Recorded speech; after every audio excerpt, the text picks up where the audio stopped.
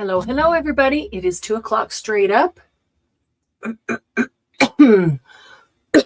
Excuse me. Let me get my YouTube.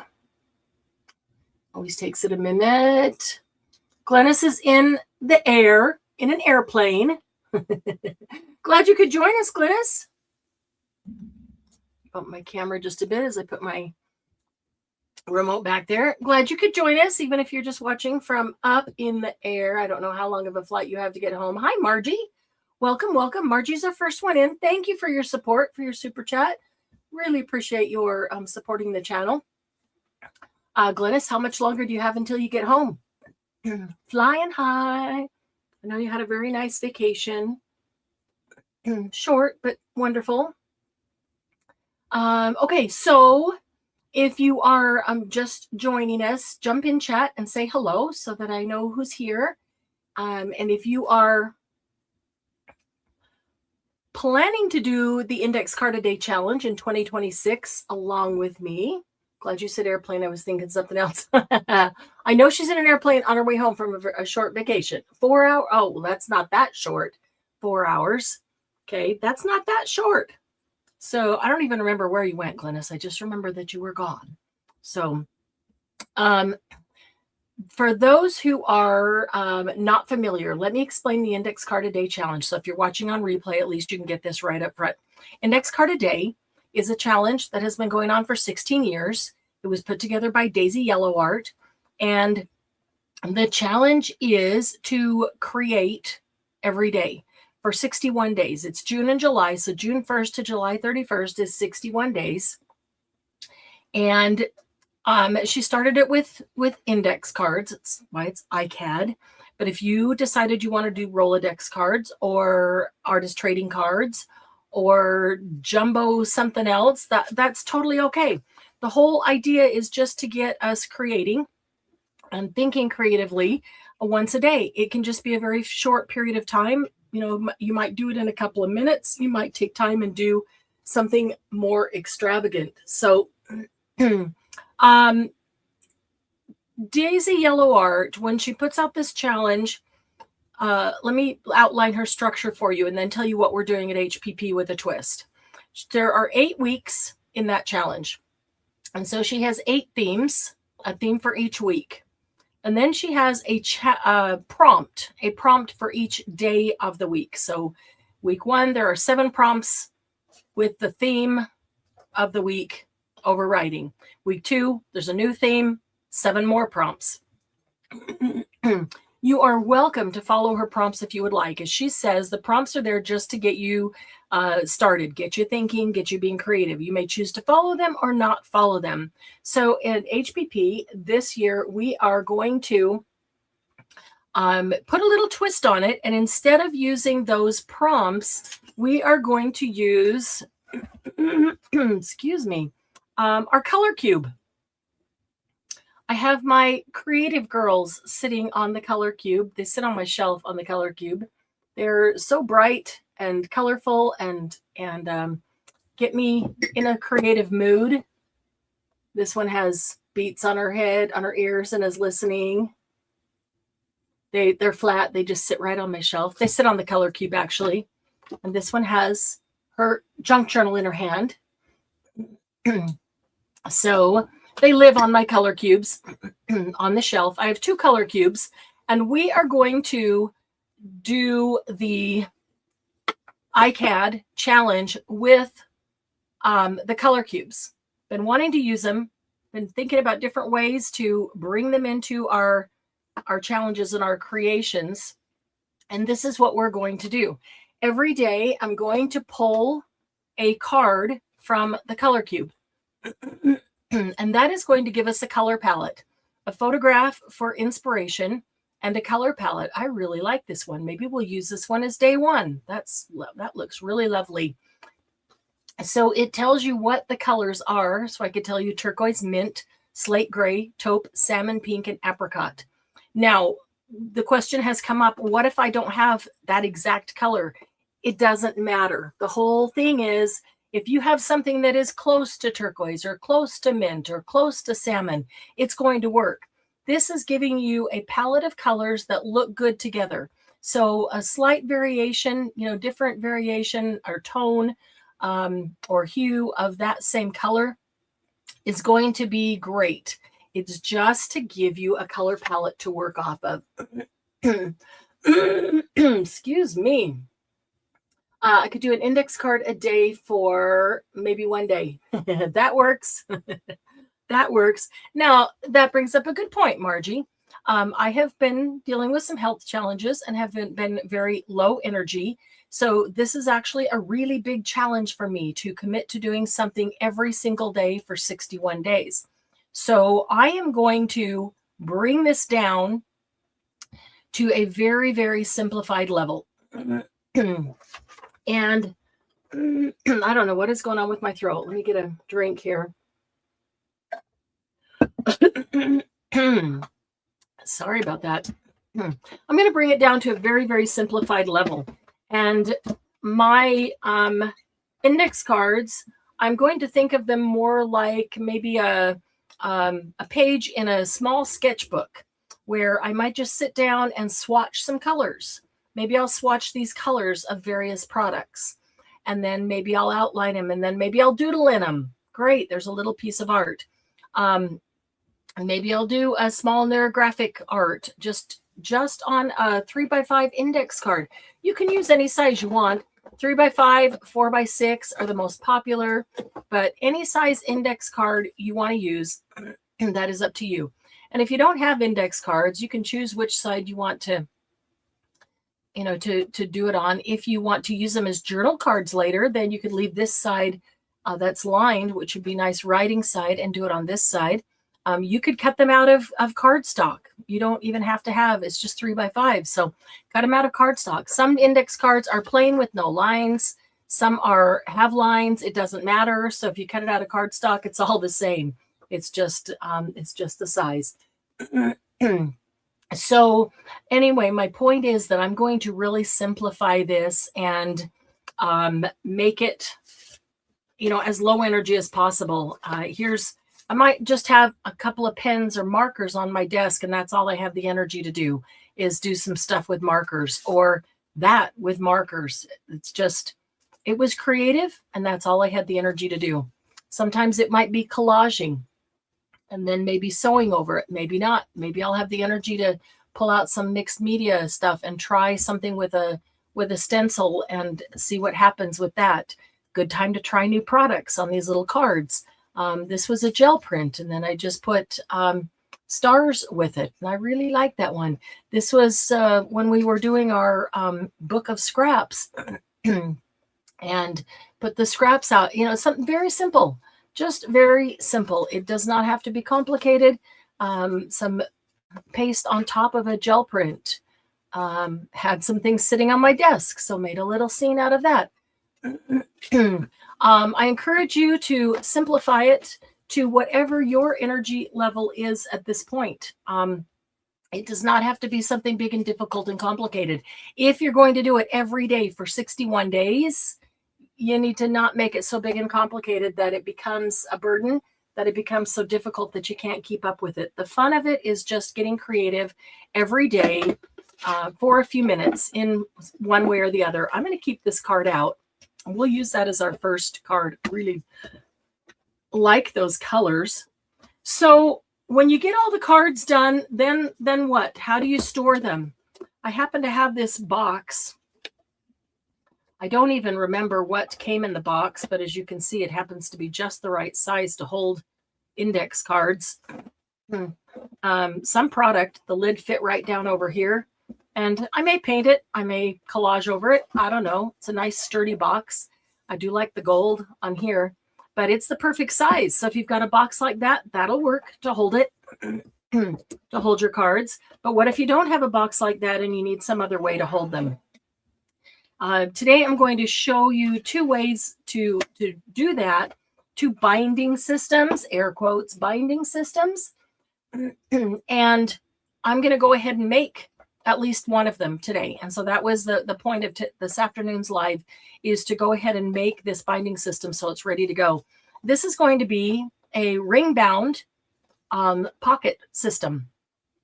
And I've worked these out to be extremely simple, these pockets, but I'm just going to make pockets, 60 of them. I might need the larger ring.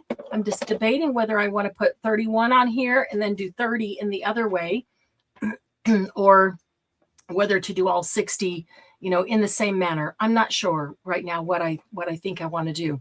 But the pocket is just a very simple pocket. The piece of paper, scored, folded. You don't even have to score it, but folded. And then the index card will just slide into the pocket for storage, and with a hole on top so that they can all go on the ring. I would recommend putting hole protectors on there so they don't just end up getting torn off. This is best as cardstock, but still a hole protector is going to make it last as it sits on your ring. You may or may not have a hole protector punch. I do, but I'm not going to use it. I'm going to show you how to make them. If you don't have one, these two I made. I did not use that punch. I'll show you how to make them. If you don't have your own, don't have a hole protector punch, a hole reinforcer, you can make your own.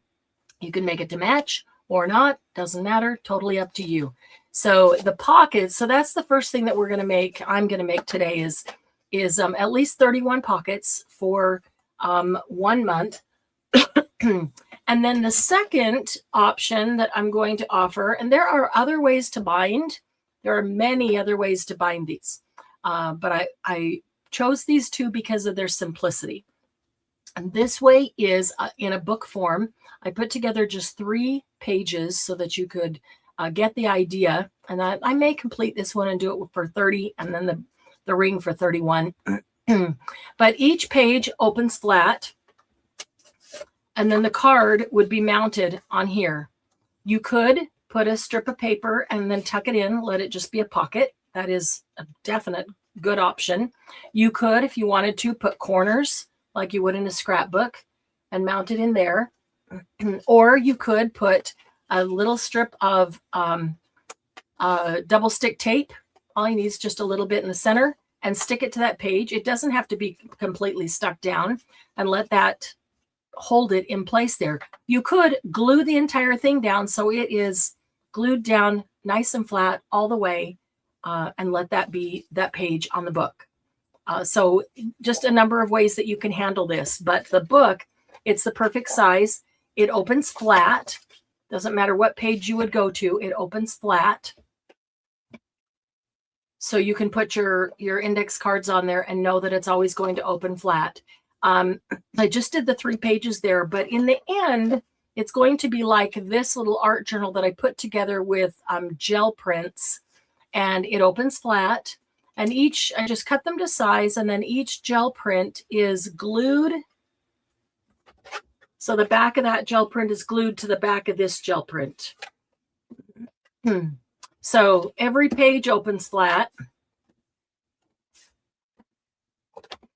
Every page opens flat, which is really nice, for the book to be able to, because I use this one for doodling a lot, as you can see. It's just an art journal, and it's made up entirely of gel prints, mostly just random off ones that I didn't use elsewhere. And then a gel print on the cover as well, which I've also doodled on, and then a piece of bookbinding tape to bind it. So the same concept for this one. The pages are just shaped a little bit differently, but with one page folded in half, and then glue.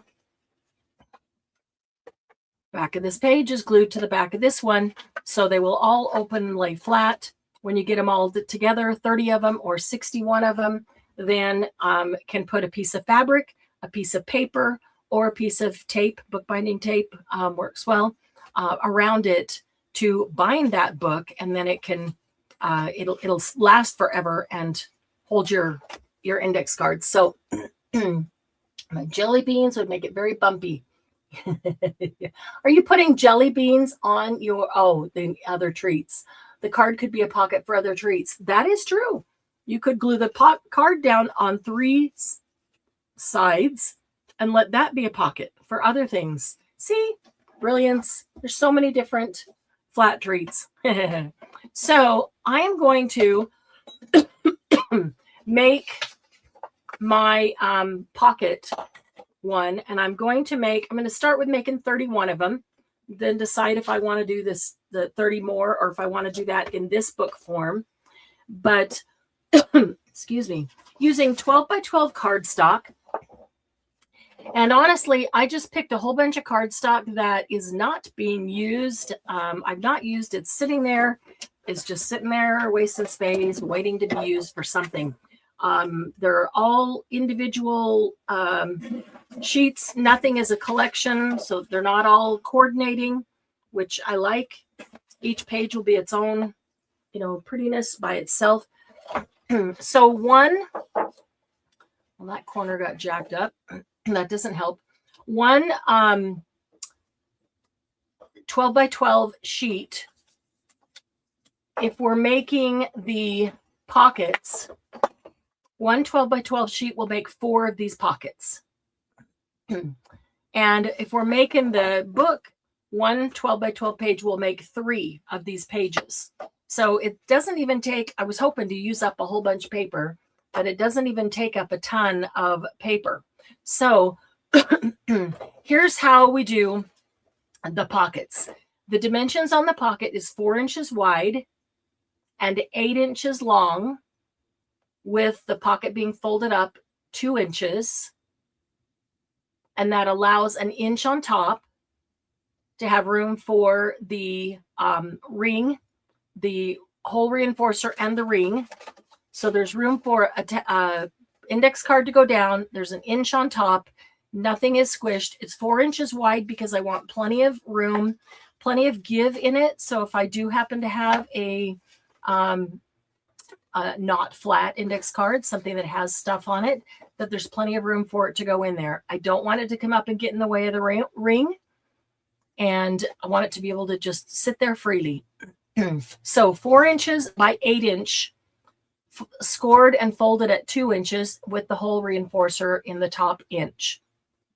So the way I do that with a 12 by 12 piece of paper is I'm first going to cut off a 4-inch strip. It's really nice if they're not directional paper, because then you can cut either way. But if it is, well, if it is, you're going to end up with 1 pocket going one direction and 3 pockets going the other direction. And it could have pulled out my big paper trimmer, but okay. So I've got 1 4-inch strip, and now I've got this. I'm going to turn it the opposite direction, and I'm going to cut 3 4-inch strips. 1,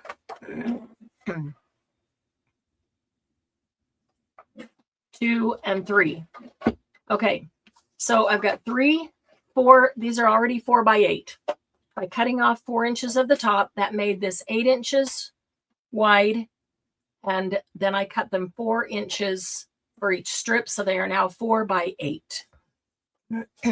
So the 4th one, I would need 4 by 8 as well. And if I do that, it means I'm going to cut, it's 12 inches now, so I'm going to cut 4 inches off the end. I now have 4 by 8 pieces of paper, which will make 4 pockets. So I can use either side as the front. I could do 2 of each. And I have 1 4-inch corner that I can use to punch to make my hole reinforcers and have them match. Okay, so I am going to do it in the batch making system process, because it makes it a whole lot easier. What I'm going to do first is cut all of my 4 by 8 inch pieces of paper. Then I'm going to go back and I'm going to score them all at 2 inches. Then I'm going to go back and I'm going to glue them all down. Then I'm going to go back and put the hole reinforcers on all of them. Instead of doing 1 to completion, it's going to go a lot faster. Excuse me. It's going to go a lot faster if I do them in a systematic way. So in batches. So I'm going to cut 4 by 8. all my pieces of paper. Let's see. I will just set these here and have my offcuts right here. Some of my pieces of paper have print on both sides. Some of them don't.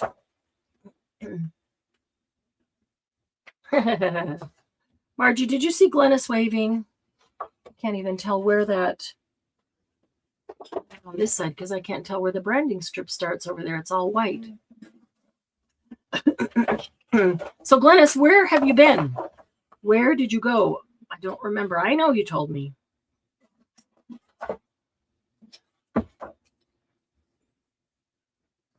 I'm going to save that the little words off of that branding strip because those seem like good little words maybe to use later. All right, so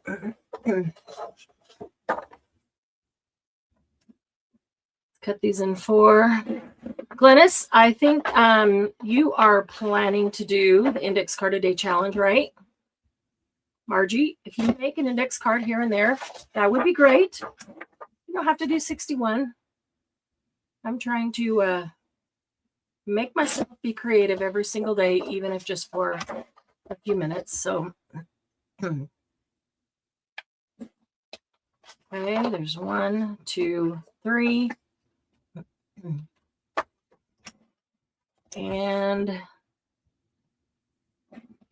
4. So every 12 by 12 sheet, I can get 4 by 8 for pockets and have a square to cut out some hole reinforcers.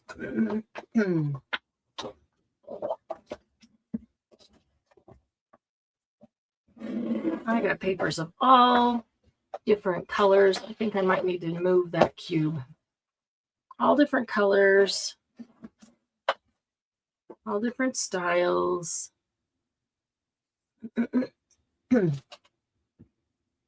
Glennis is going to do it. Yep.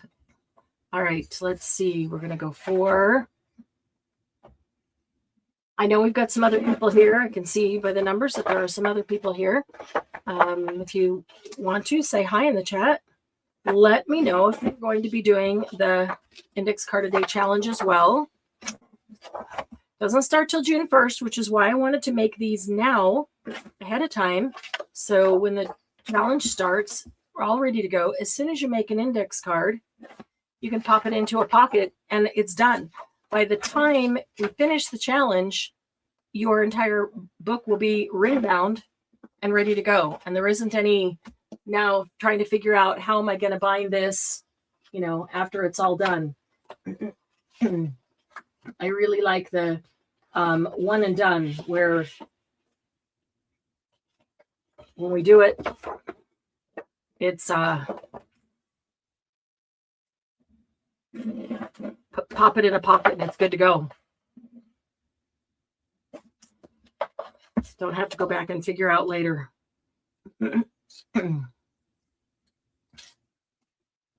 All right, let's see. Got to figure out if there's, don't really care about that side. Would like to use this side, like that little owl. He could be, like that to be there, so I'm going to cut the bottom. Good way to use that paper. You aren't that fond of that. Exactly, Margie.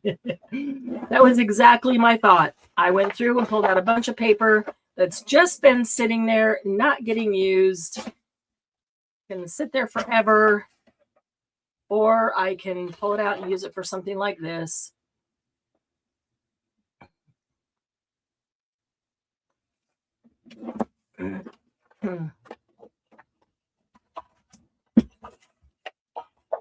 And actually, I was thinking I would get to use up a whole bunch more than I am getting so many pockets out of one sheet. Is not using up as many as I had kind of hoped for.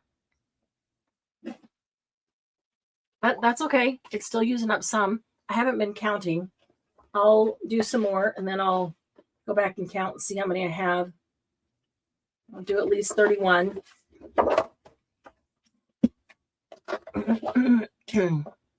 I don't know. Which way do you like better? The ring binding or the book binding? I always think about doing a ring bound journal, and yet I haven't yet. This isn't exactly a journal, but it is kind of, I guess you could call it an art journal. Let's see here, deciding which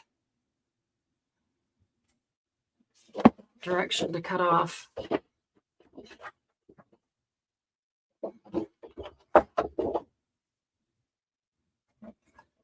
One of them is going to go one direction, and then 3 of them go the other direction. So kind of look at the paper and see, is there one direction or the other where I would like that one to go the opposite.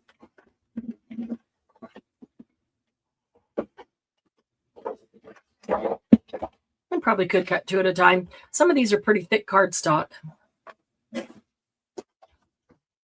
Definitely, if I pulled out my larger paper trimmer, probably could cut 3 or 4. But, you know, let's do it the hard way. Let's do it the long way, right?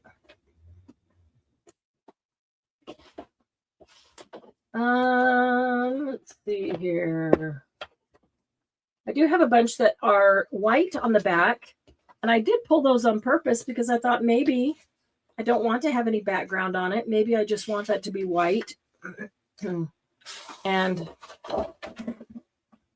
so the pocket, I mean, the card doesn't actually have any kind of a background.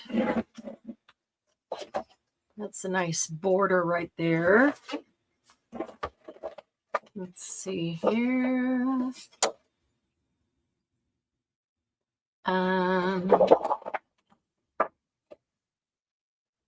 This side off right here. It's nice when they're just a pattern and it's not a directional pattern, because it really doesn't matter what direction you cut them.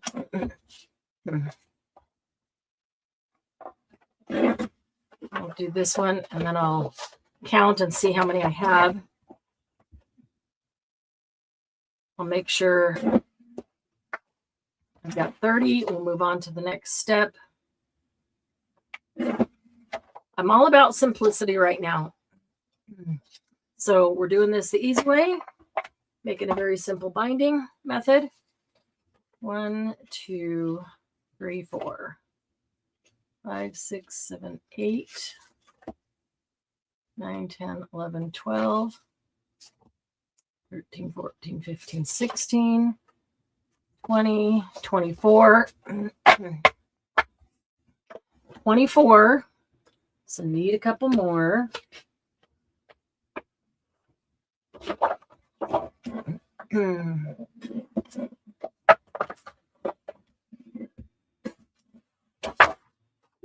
All right, let's see. This one doesn't matter. It's not directional. Good.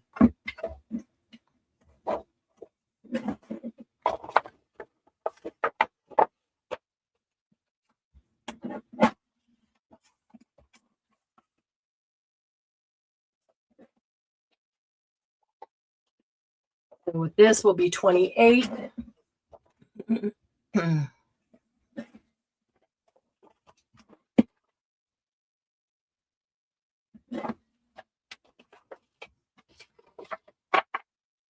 mean, I could have done a different, 30 different ones, but I do have a couple from the 2 that I already cut.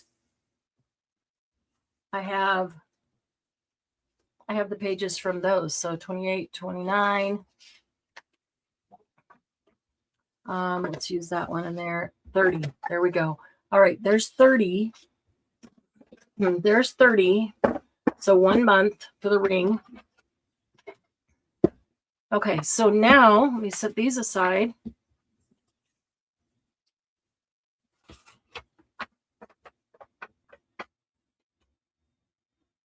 Or just count the squares. What does that mean? Just count the squares. I count these squares. That's only going to be 1 per 12 by 12 sheet. I guess I could do that and times them by 4, right? Because I got 4 out of each one. Bone folder. Okay, So I'm going to score these just for ease. And I'm not going to really care about which side I score them on because I don't know yet which direction I'll fold them. And they can fold either way. I'm scoring them at 2 inches. So it goes much faster once it's down, just to keep going and score them all, as opposed to doing one with each of these steps all the way through.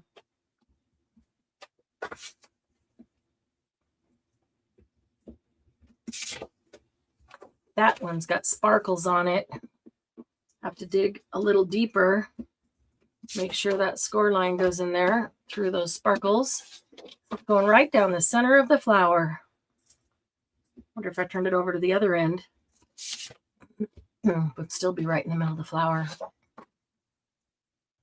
So as long as they're a pattern that covers the whole thing, it doesn't matter which end I'm scoring at.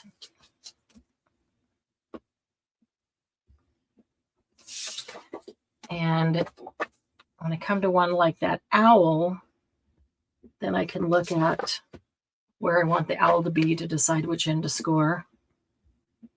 All these are nice, just general pattern. I like them having all different colors. I may or may not decide that I want to put a card in a color that complements it. I don't know. Might just stick them in the pockets. That's good enough. There's a pocket for them. Or I may want to put them against a color backdrop that they look nice against. Always an option. Okay, so we cut 30 pieces, 4 by 8, and now we're scoring them all at 2 inches. 2 inches. You can see how fast this really goes. If you think, oh my gosh, I'm going to make that for 30 cards. It actually goes really fast if you do it in batch type system here. Cut them all first, score them all next. Okay, let's see. This has got a little bit of something. Do I want that one to fold up? I think I want that one to fold up down there. So only when they have something that is not a repetitive pattern.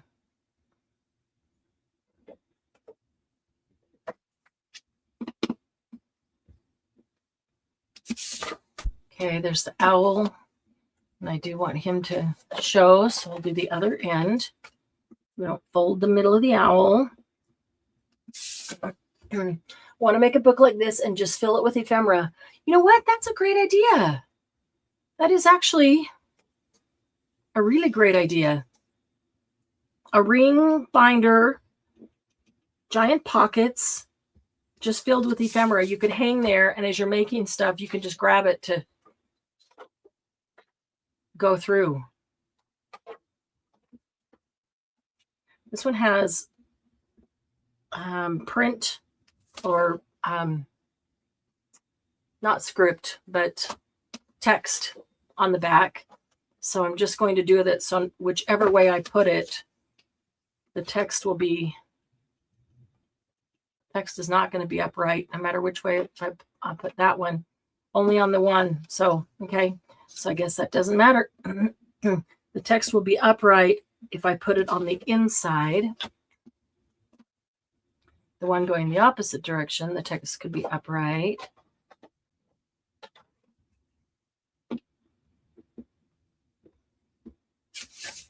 You know, you could decorate these pockets if you want to. I want simplified right now, you know.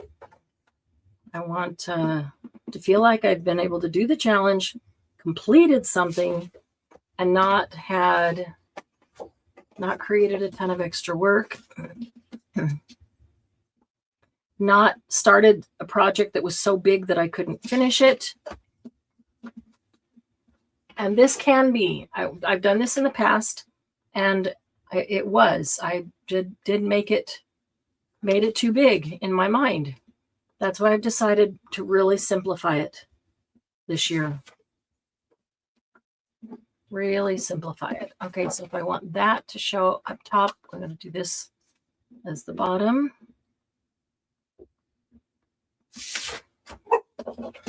Last one.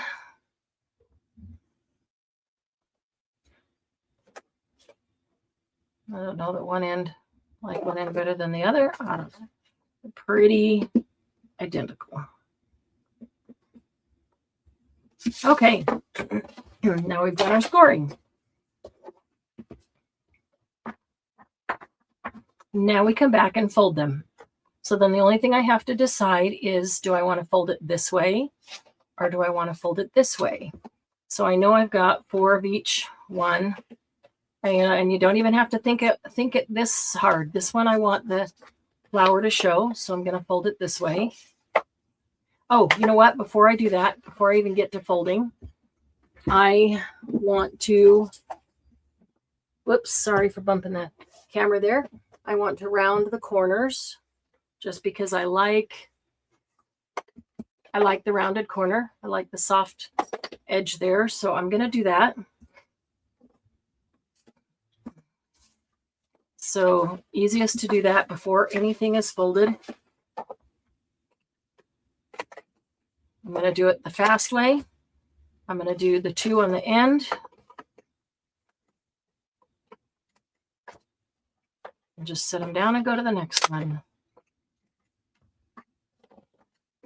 Somebody should be timing it. How long does it take us to corner round 2 corners of 30 pieces of cardstock?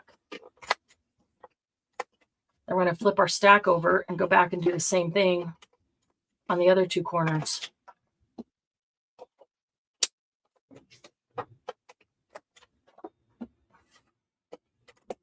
I got 2 there. That worked. That wasn't super thick. Some of them are thicker than others, but if they're not super thick, you should be able to do 2 at a time.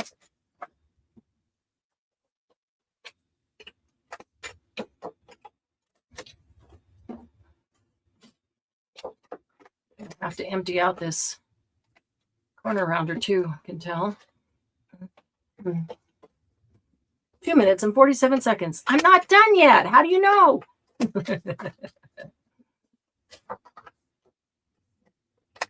Okay, so that's a guess.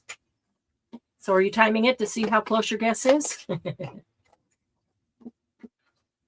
Yeah, if they're not too thick, it's not bad to do 2 at a time.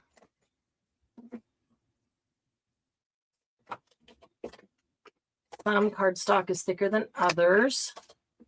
For the most part, most of these are doable. Of course, keep them straight. That would help get a decent corner. And the last 2. Okay, all right, let me empty this corner rounder because it's feeling like it's pretty darn full. Stop the timer, Glennis. Stop the timer because we have to empty. Not all over the floor. Go in the trash can. Gotta empty it out. There we go. Okay. All right. So we're going to flip our stack and do it again with the other 2. I'm doing it on the 1/2 inch. You do whatever corner you want or skip the, whoops, I just totally cut that one off. Skip the corner rounding if you want. If you like the square corners, there's no right or wrong. It's totally up to you. Whatever you want to look at.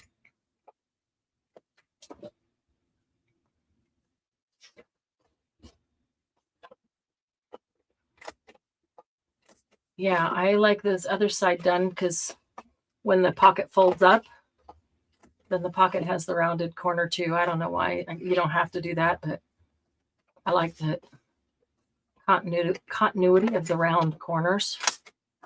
Thing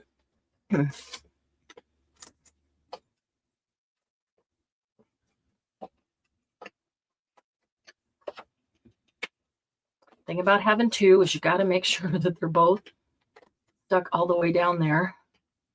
And they don't shift around as you flip it over. Easy on the first one, and then I go flip it and they move.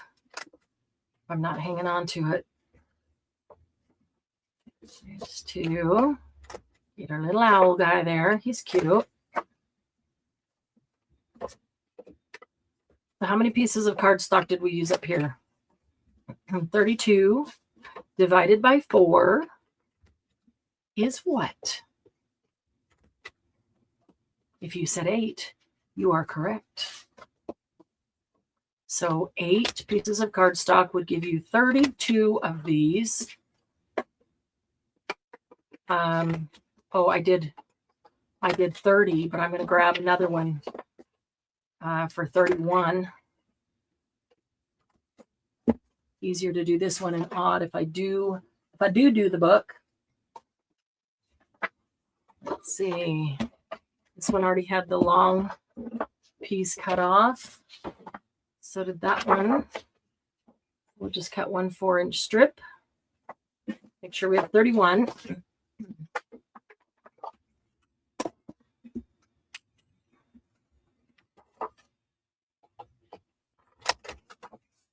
I would do tag corners at the top. Oh, yeah. Yeah. I do have that corner chomper of the tag corners too. Could do that. I do like, because it's hanging like a tag. It looks like a tag. I like that idea. Very tag-like. Let's see. I thought I had a corner of a little square of the purple one. Oh, there wasn't a square from the purple one because that takes 12 inches instead of 8. So, okay. So we make a square of that one. All right. So now all the corners are rounded. And so we cut them, we scored them, we rounded the corners, and now we fold them. This one did not get scored. It was all brought in.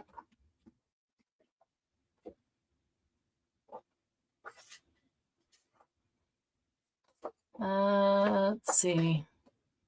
Either way, they're going to be skewampus. So let's do this. Okay, so now all you have to do is decide which direction you want to fold them.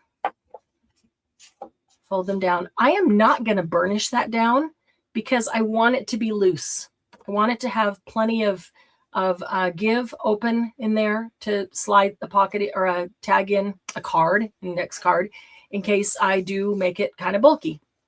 So I'm not going to burnish this down and make it super flat. Just my position there. So same thing. I'm going to fold them, but not burnish. Let's see. I like the pearls on that one. There's 4 of each one. So I'm just deciding if I do 2 one direction and 2 the other direction.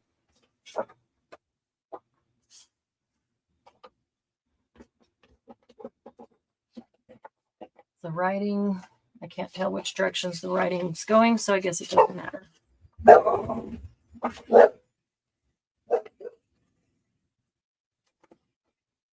Okay, I can't feel my, there it is. It's down here. I've been to the wrong end.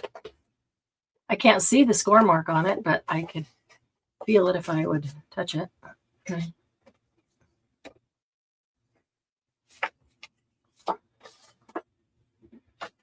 All right.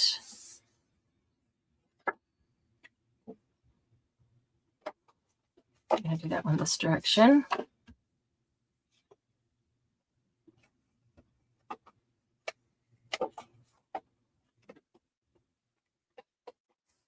It's that direction. We'll go that way.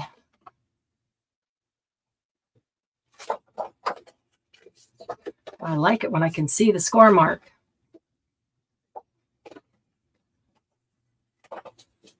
Some of them I don't really want the whole back to be, I don't really want that. That's cuter with the date there.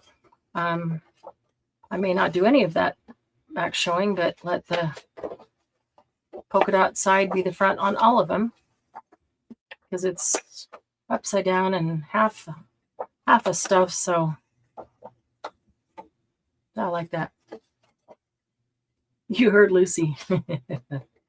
You heard Lucy. Okay, so I've got 3 that go this direction. There's a square mark there. 3 that go that direction and 1 that goes this direction. So the one that goes this direction, I'm going to do. Okay, this is weird because you got the gold. It wants to fold on the gold. And I want it to fold on my score mark.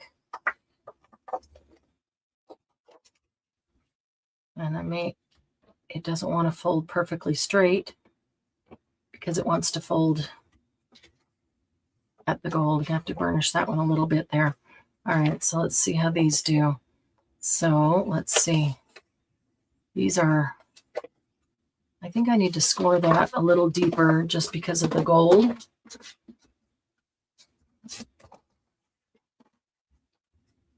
What am I doing? I'm backwards.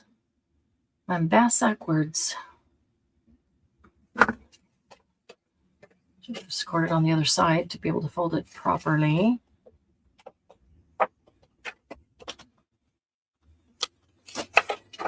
That gold foil just doesn't fold nicely. Okay, note to self, choose paper other than gold foil.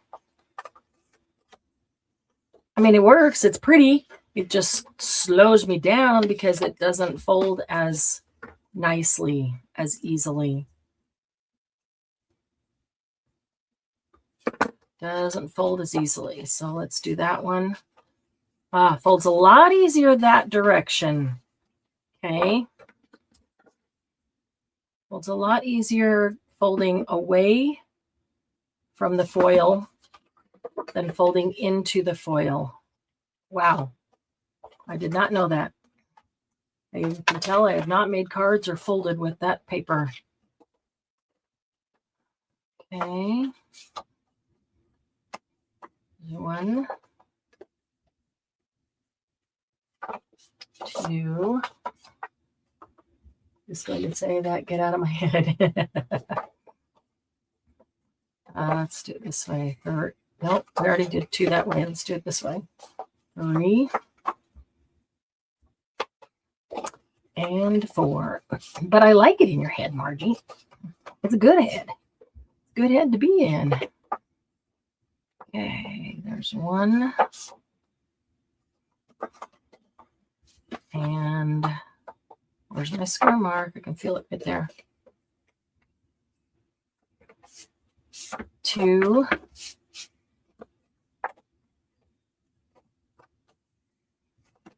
3. So it would help if I decided ahead of time what direction I wanted to fold them and scored them on the appropriate side so that they bend away from the score. That actually would help a lot. This is another one that's going to maybe give me trouble scoring or folding because of all the glitter on it. I need to score those again deeper. The score is so light. So let me do 2 of them on this side and 2 of them on that side.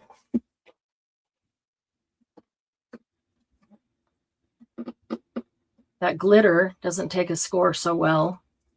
And then as it sat there for a couple minutes, it just kind of disappeared. The score did. I can feel slightly, but you can't even see it because it's just like poofed right back up. So I'm going to score these that direction, fold away from the score. That folded nicely. So these I'm going to score on this side. Knowing the glitter's on the other. Fold away from the score. That worked fine. And that one as well.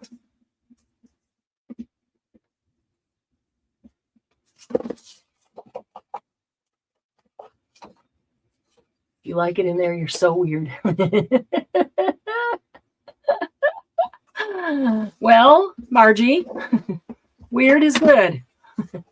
In my book, weird is good.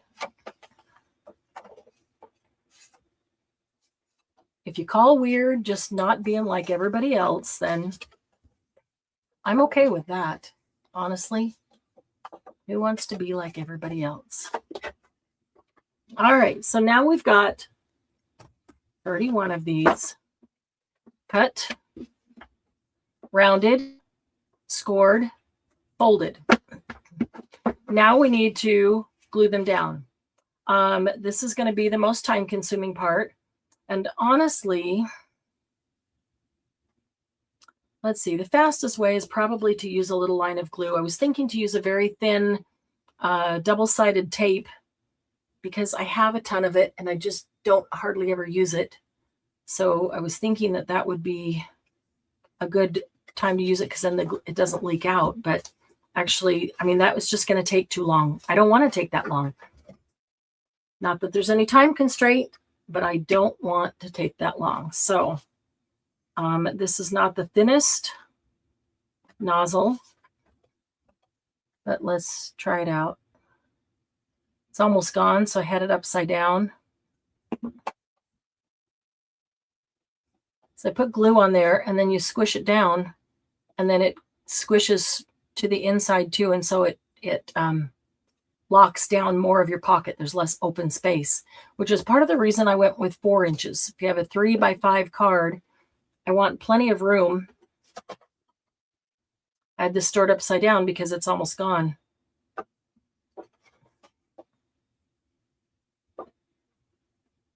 And now it's leaking all over the place. I don't want to be fighting to get it into the pocket. I want there to be plenty of room. That's why I made them 4 inches.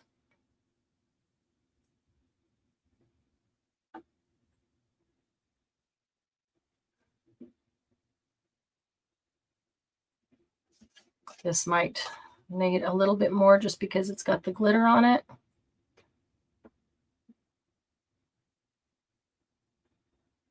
Could just pick that up with my finger, but I'm trying not to get my fingers in it like I always do. Use bulldog clips when gluing a lot of things. By the time you do the first two, the first one's dry. That is true. That's a really good point.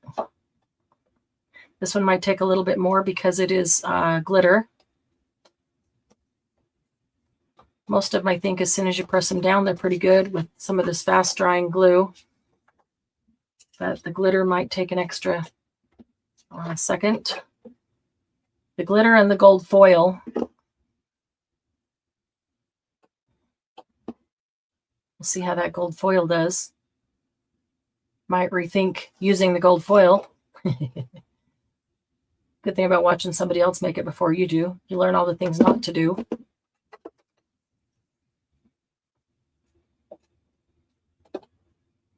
The sparkly is pretty, but glitter doesn't stick as well. Although that's doing pretty well. That's tempera glue. All right. See how fast we can whip these out. Doesn't take much.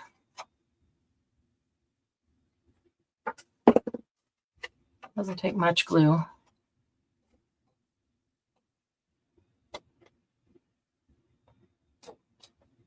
Maybe I should grab some bulldog clips. It's taking longer than the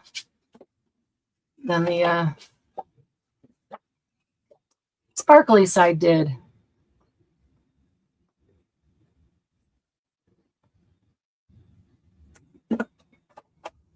Hey, Casey. Hello, hello. Welcome. Casey, have you heard of the Icad challenge, the Index Card a Day challenge in June and July? Have you seen it before? Have you participated before? And are you going to participate this year? We're going to do the Index Card a Day challenge with a little HPP twist. Instead of following the prompts as given by Daisy Yellow Art, she says those prompts are just to help you get started. Use them or don't.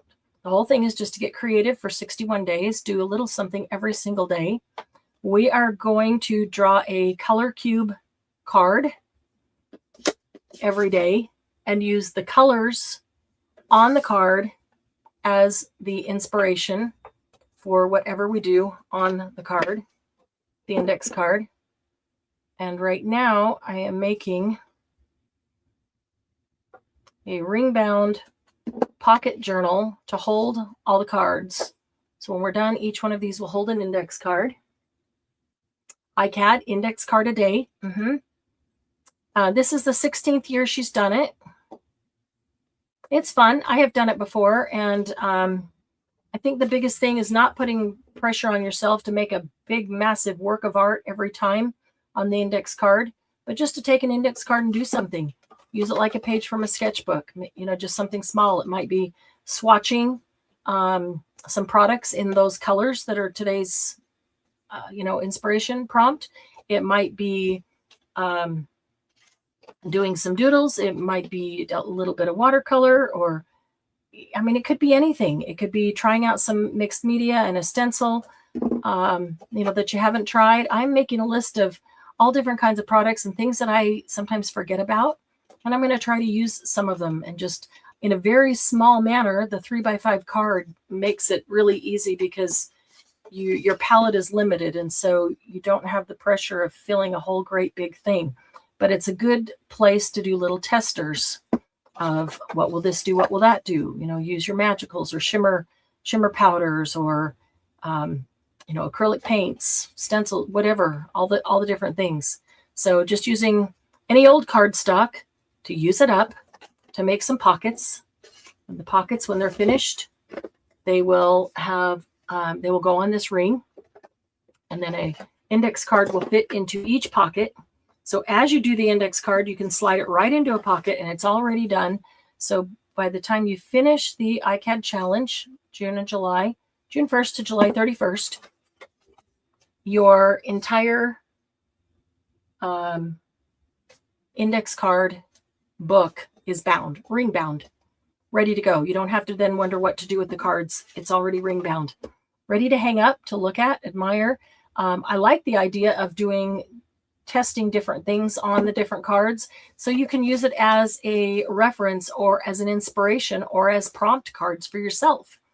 You could, I mean, honestly, the whole point of it is to get creative and do something each day. You could create yourself 61 prompt cards that you then use later. And you could do that in any manner you want.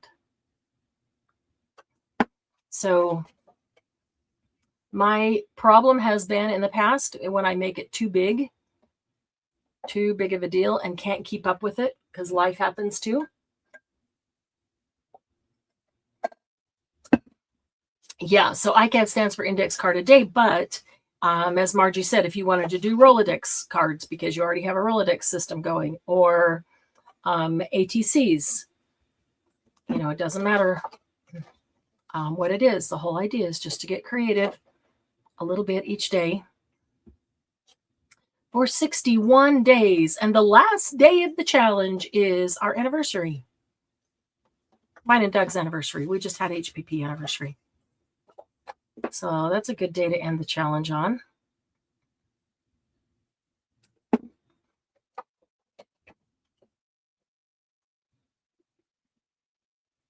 Well, plenty of index cards. Yep, an old prescription holder that I could hang them off of. Oh, wanting to hang one of those prescription holders on the wall. Awesome.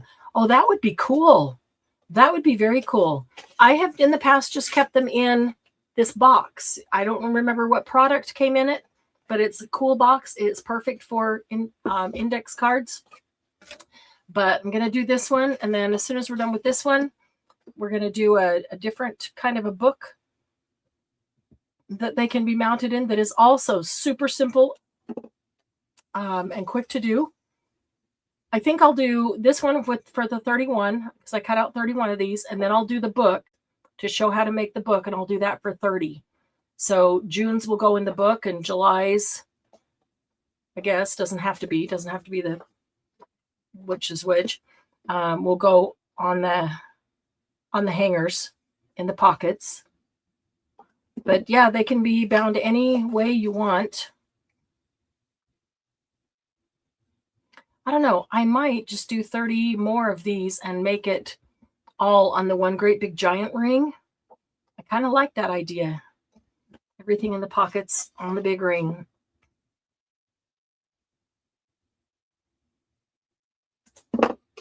I do like the style of book that I just showed you for it, though. I love using my gel prints or gel print offcuts and making that book and using it as an art journal. Would be super fun to flip through and double as a creative display piece. Exactly. Yep. See? See? Creative people thinking creatively. Yeah, it's sometimes you just need those things hanging around that you can flip through it and see something you've done in the past. Motivational, inspirational. Feels good to look at some completed pieces. Probably my problem is I haven't kept many of my completed pieces. And so I don't have many of those to look at. And I kind of miss that. I mean, there's part of me thinking, oh, I remember that one book. I wish I'd kept that. But, you know, maybe that just needs to be inspiration to make more.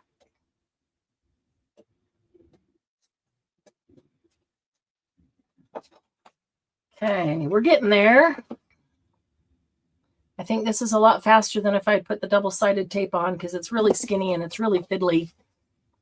I would have liked to use that, but also I didn't want it to take all afternoon to do that. So this is going pretty quickly. I keep too many of my creative pieces. Yeah. I kind of regret selling the very first journal I ever made. Kind of wish I'd kept that one. There are a couple other pieces I would have liked to have because I've never done anything else like them. They were very unique and, you know, definitely one of a kind.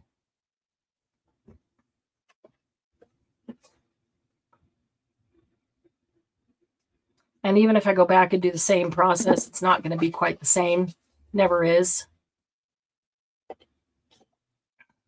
My one of my creative problems, I think, is when I do something, I do it once, and then I feel like I'm done. I want to do something else. There's so many things to do and to try that I do one, and then I want to move on.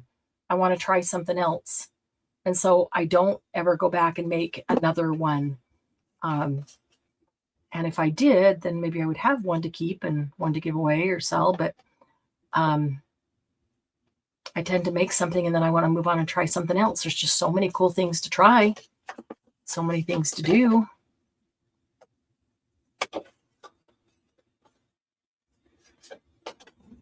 Anybody else feel like that? Or do you, like when you make one, now you got it down and you just want to make more of the same thing? I'm not sure what it is or why. I don't create, I just throw a bunch of junk together, hate it and toss it, Margie. You're throwing together stuff though. It's pretty cool. I actually found a really cute little book that you had sent me that I have set aside to with teeny tiny brown paper bags, different than the other brown paper bag journals we've done. I set it aside so that we could do it on a jump start.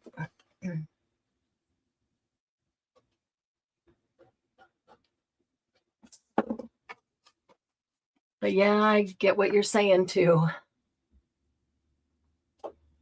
But sometimes, Miss Margie, we are our harshest critics. And you might not like it, but somebody else might like it.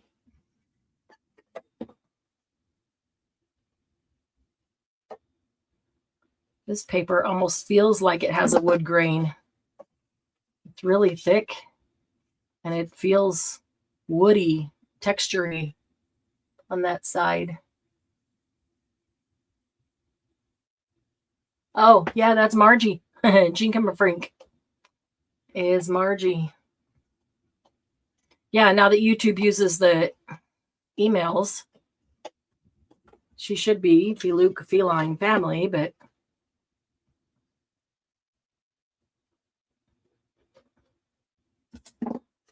I really hate that they started doing that, because suddenly I feel like my friends, I look at them, I don't even know who they are.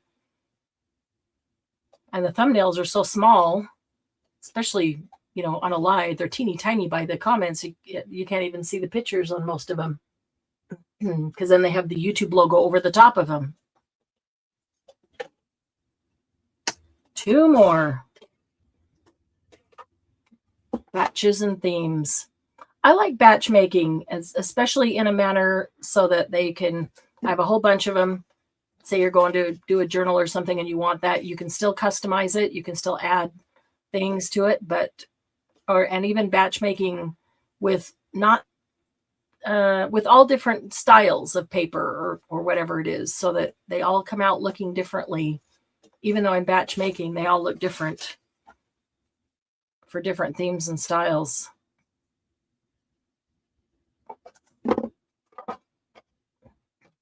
I do have a little bit of glue on my fingers.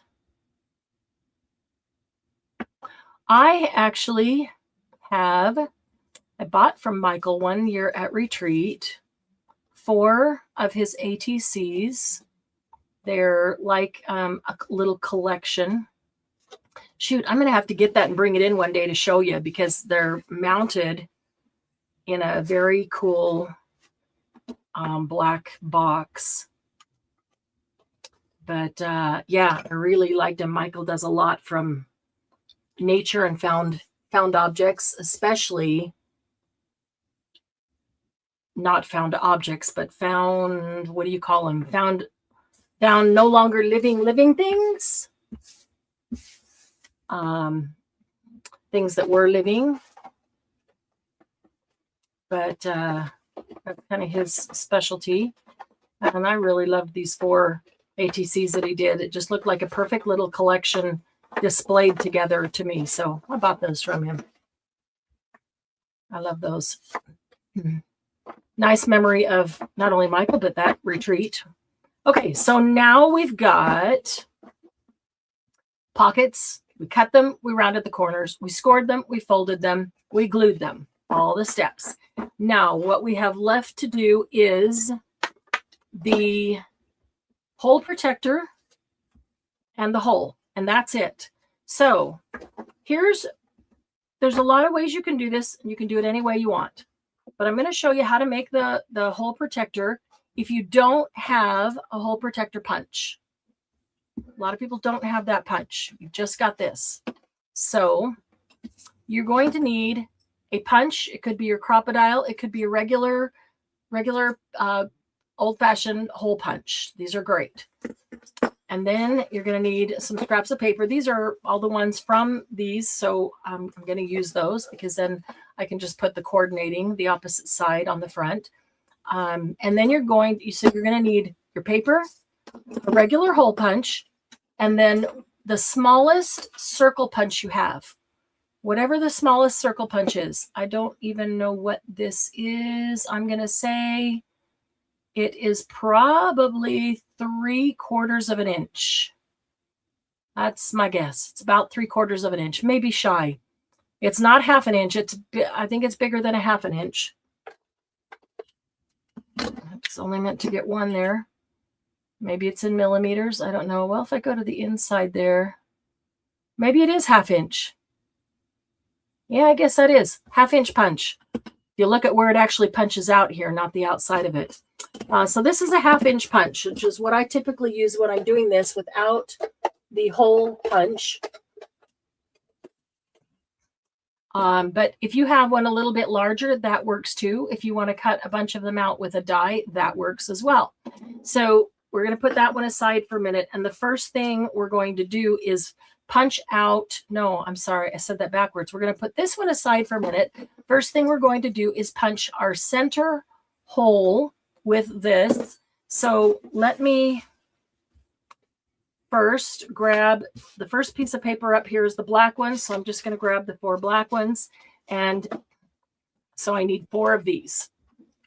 I'm going to do it on this side because it'll be a little bit easier to see without all the sparkles. First thing I'm going to do is punch the center hole and I'm going to put that right over that flower. I don't know if I'll really like it over the flower or not. Once you've got that center hole, it's easier to align this around the center hole. There you go. And there's our hole protector. It's easier to do that than to cut your circle and then be taking this and trying to get it in there and center it exactly and hold it still and be able to see that it is actually in the center. Mine are never exactly centered anyway. I'll just tell you that right up front.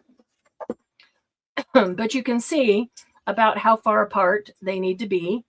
I'm going to do 4 of these. They just need to be far enough apart that I can get my 1/2 inch around and have, so like a 1/4 inch on each side. I really struggle with centering those. And you know what? I don't think it's a huge deal because I don't think anybody really notices that it's not perfect. Okay, so there is those 4. And then I'm going to complete the process just to show you what I do here. And then I'm just going to go punch all of them out. And then I'm going to glue all. You know what? I'm just going to do that.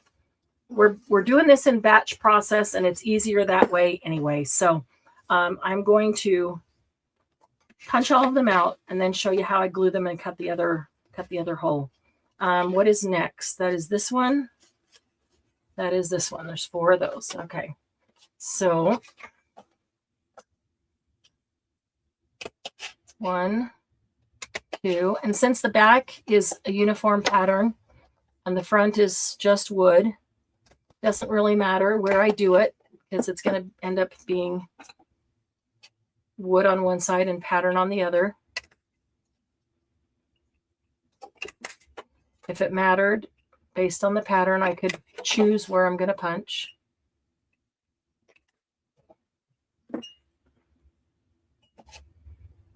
Oh, yeah. I remember at the very beginning trying that too, cutting out the hole and then trying to get the hole in the center. And man, that's a nightmare.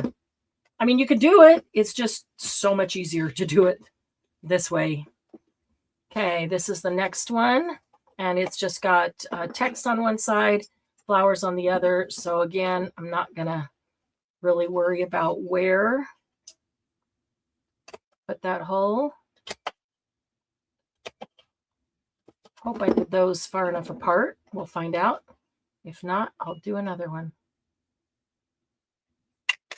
1, yep, barely. 2, 3, 4. Okay. Next is this one. We've got those 4. Okay, so this one on the green side, I would use the opposite because I'm, putting the contrasting. And so I'm going to look at this side to decide where I would want that punch, because they're just kind of odd. Probably doesn't matter a whole lot, but that's kind of cool right there in the center of that picture. So I'm going to take that as one. And then I do like the idea of this frame. It's just kind of awkward because it's not wide enough. How about this balloon? Let's do that right in the middle of that balloon. Okay, so I'm going to cut those 2.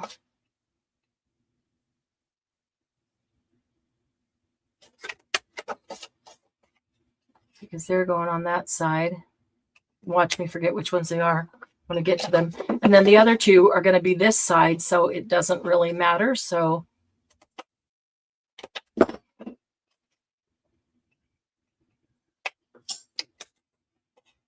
oops, I got to do another one. That one just flew to the floor. So I try to turn it over and do it in my hand, so I don't have to try to figure out where it went. There we go. 4 of those. Okay, next is the pink and the foil.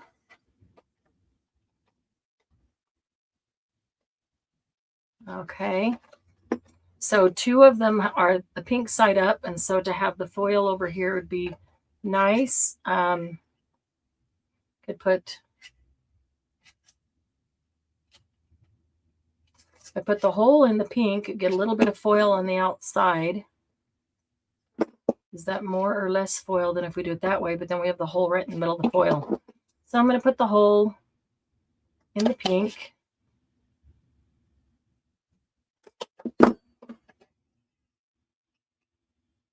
Get a little bit of foil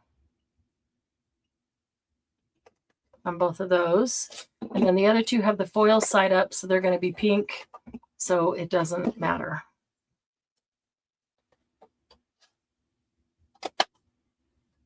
So two.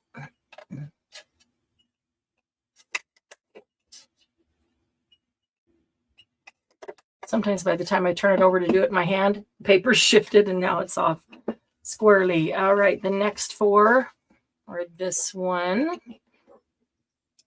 Let's see. It'd be cool to have a flower. Just do it right in the center of that flower. And how much of that flower would get? Oh, quite a bit. Go in the center of that flower. Let's see if we can get that. There we go.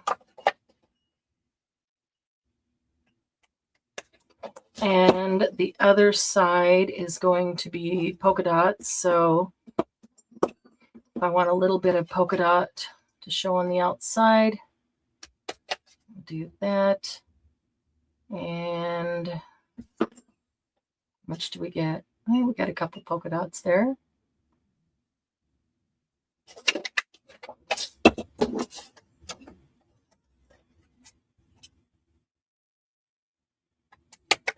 Don't think this one's going to go in quite far enough.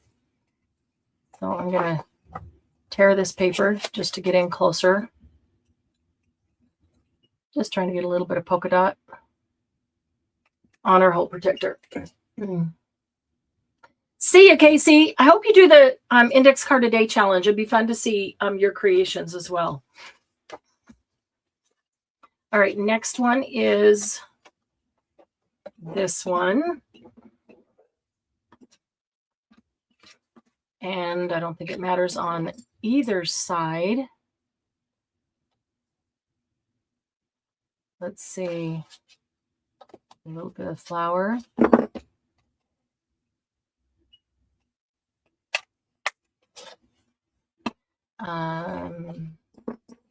Pretty flower over there.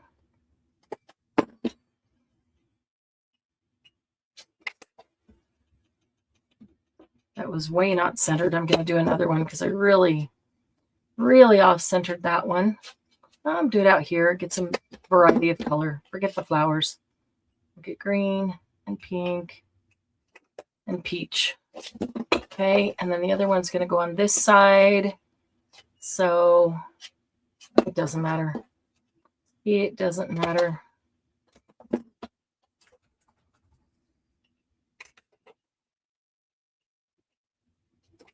All right. Oh, and the last three are this one. Okay. So two, let's see. Oh, no, this one's a different one. Two of them are this one. So one's going to be that side.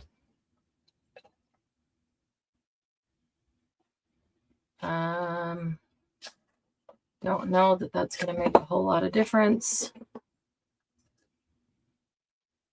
But for a little bit of variety, we'll get some stripes and some dots in there for one. The other one's just going to get purple side, so that really does not matter at all. Okay. And then the last one is this one. And that's going to be this side. So I like the idea of this text right here. Will it fit? Just barely.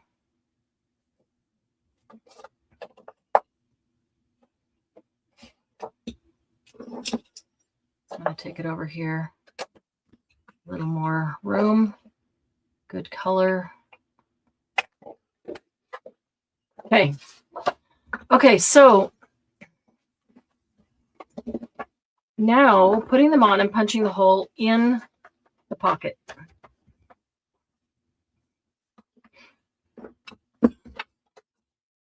We're done with that. We're done with that. Let's see, we need to redo something that's totally ski-wampus. Move these off to the side and get rid of all our little dots. We could keep these and use them on collage. That would be good too. All right, so when I mount these protectors, I'm going to need some fine point tweezers here. Of course, it would be helpful if I had set the 4 by the 4 so I knew which ones go to what. This one goes to this. Okay. Again, my glue's been upside down, so it's probably going to be spurting out. I'll just put some glue around the outside. It doesn't take a whole lot. And then I have found the easiest way is just to, if you want to center it, if I put this down on my mat, it's 4 inches between 10 and 4. That means this is going to go on 12. And I bring it up to the very top, and I'll just center it on the 12 line. But I just really align that up with the top. That gives enough room. That's a 1/4 of an inch from the top. And then I know that they're all the same. So when I hang them, they're all going to hang the same. And if I center it in the center, I know they're all going to hang together, hang the same. They're not going to be completely ski-wampus. And then once we've got all those on, we come back with this hole punch that we did the center and just line that on the hole punch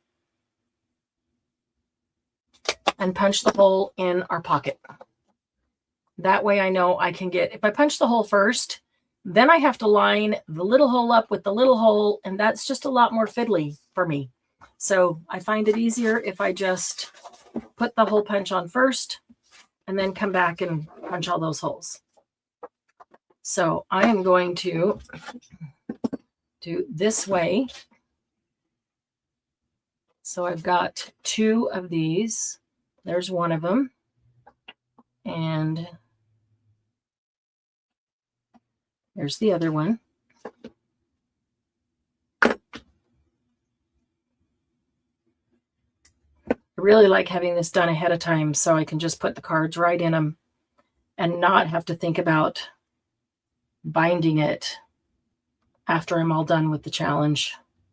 I really like that last day finishing it, and it's done. Done, bound, ready to look at.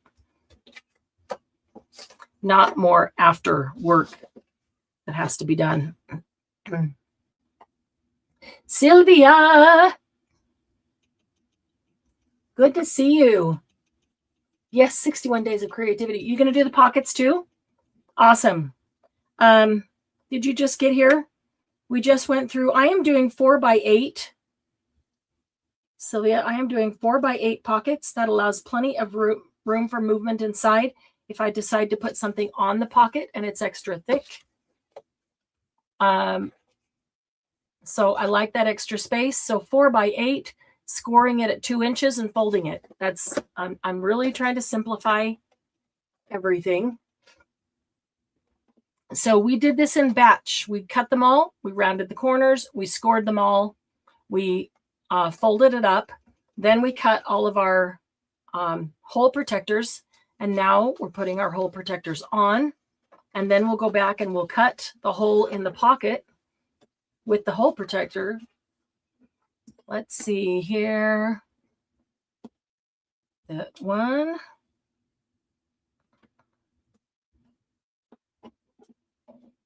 Doesn't help if I can't see which.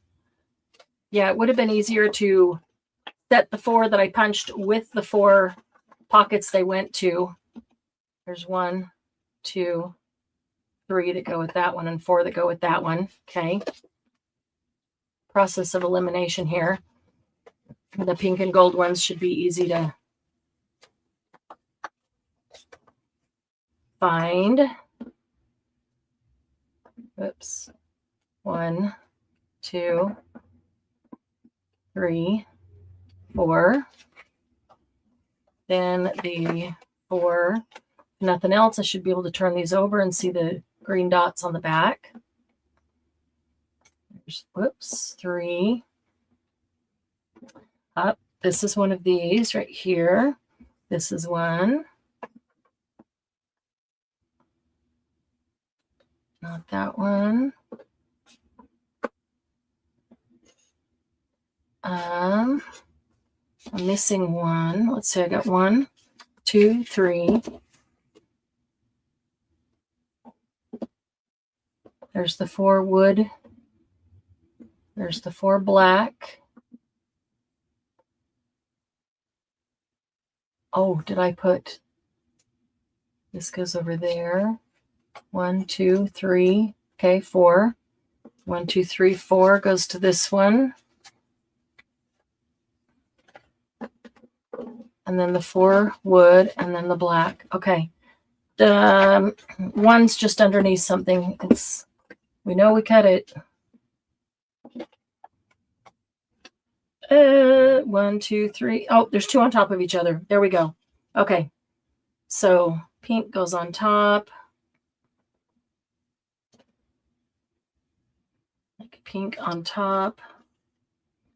And then polka dots on the back. Go on that. Okay. This one just really disappears. Melts right in. Which maybe you like. Maybe you don't really necessarily want to see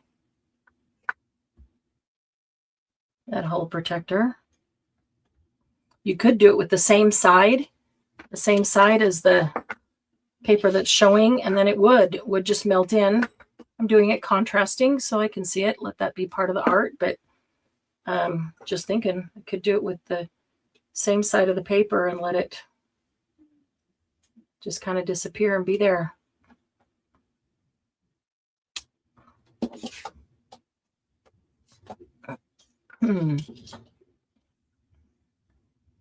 Sylvia, have you started yours yet? I know you've got a lot of stuff going on right now.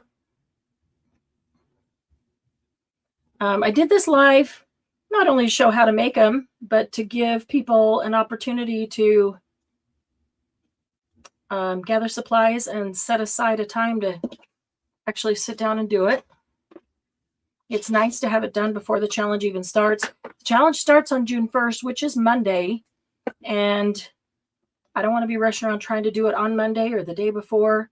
And once we're in it and I'm trying to do an index card a day, that's about as much as I can handle. That's enough to keep me, every day. So I don't want to have to be trying to do one project alongside another project. Because, we got Monday jump starts too. All right, let's see. We've got that one. And that one. Oh, I got 3 of these turned the other way. Well, that's okay too.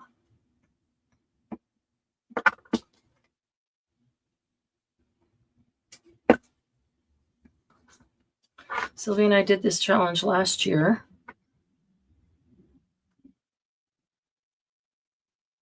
Wonky is good. Yep.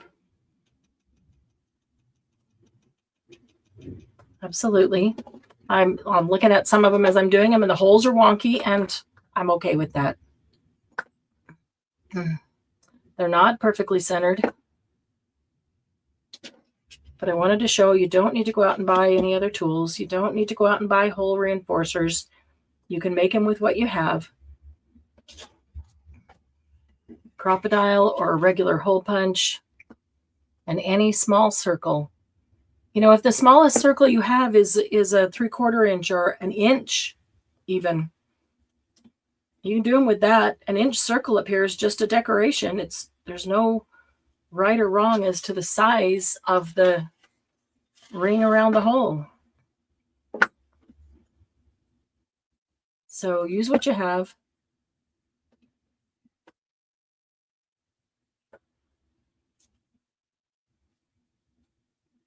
I am lining them up because I do want them to hang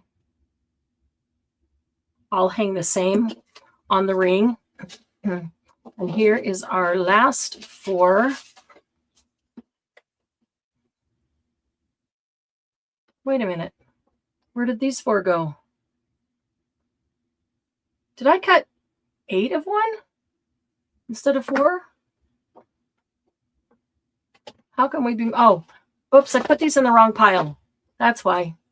I put them in the wrong pile. That is not the done pile. The done pile is over here. These are the done pile. Okay, these are still to be done. Wow, I thought that went a little too fast. Okay. Let's see here.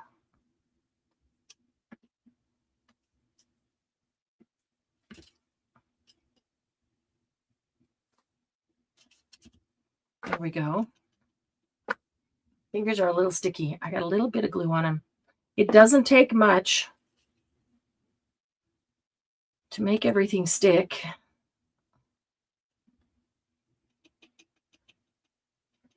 Could have cut the 1/2 inch after gluing it on and then punch the center out. You know, you are absolutely right. That would have cut out a step. Cut the 1/2 inch circle and just glue the circle on here and then punch the hole in both of them. You are absolutely right. That would have cut out the step of cutting the smaller hole first. And probably I still do that in that order because most of the time, well, that's not true either. So even if you put it on a tag, you could do that. You could put your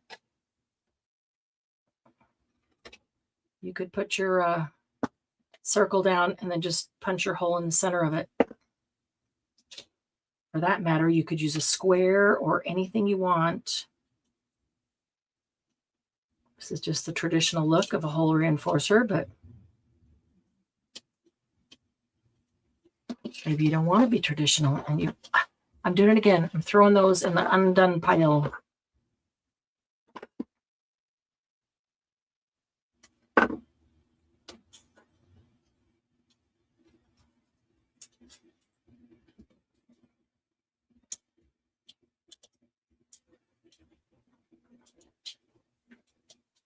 Okay. All right. Now these 4.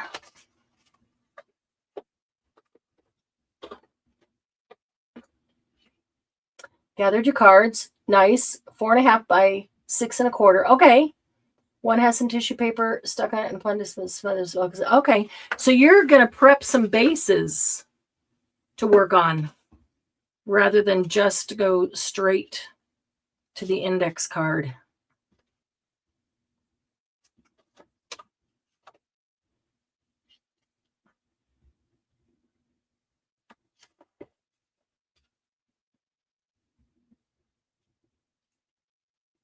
It has more words on it. There we go. Pulled out a couple of photos. Awesome. So,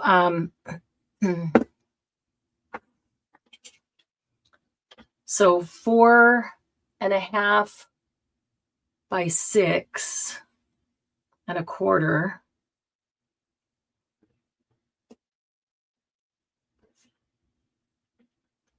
You're going to want your pocket to be at least 5 inches wide. I like that whole inch, which gives a 1/2 inch on each side, room to glue and have a little bit of movement in there. And then you want to allow 1 inch on the top, not only for your hole protector, but the ring, and 2 inches to fold up to be able to stick your card into.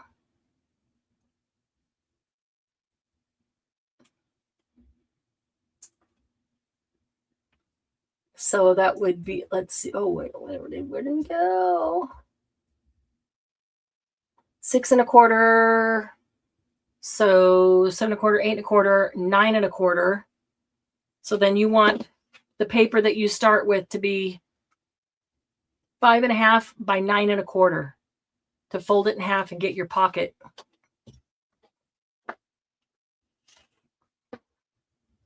I'm limiting myself to 3 by 5 cards because I want to keep it simple. And I think by knowing I only have a very small substrate to work on, I will not get overwhelmed and not make it too big of a project and complete it. That's just where I am right now. I need to keep it simple. So otherwise,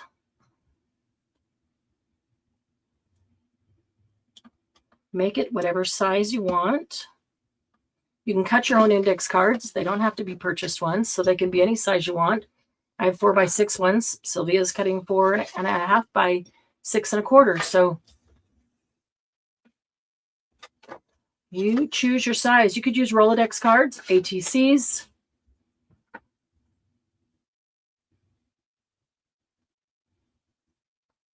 One. There's 2. There's 3. And there's 4. Okay. Yeah, I think it'll be motivating too to have this done ahead of time so that when it comes time to make the cards, making a card and can just pop it in the pocket, it'll feel like I've actually completed a project, and it'll be motivating to know I don't have to do anything later to it.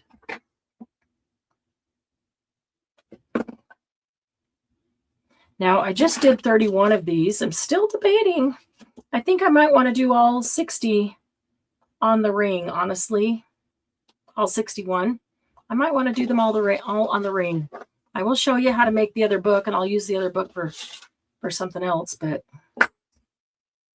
I think I want to do them all in the ring, which means I need to do, I did 31, so it means I need to do 30 more.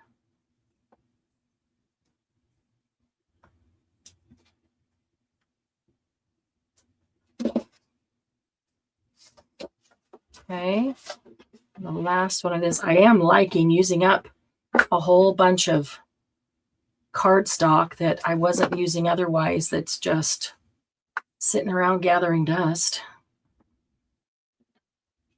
That feels really good for it to actually have a purpose.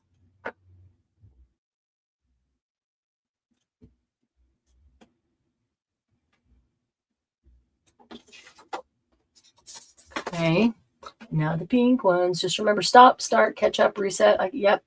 Only us do me daily or not. Yeah. You know, if you don't, honestly, last year I started and then life happened. I had heart problems and I had 2 people dying at the same time and I couldn't complete it. I just couldn't keep up with it. So I did not finish it last year and I'm okay with that. What I did was great. And that's all I could do. I did what I could do. And it was enjoyable. And this year, I hope to do the whole thing. But I could put that on there and it would completely hide because of the gold.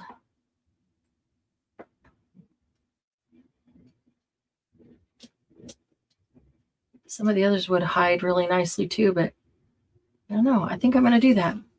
Not sure why I did that, not on the others, but I don't know. Like the look. Do whatever you want. Your pocket.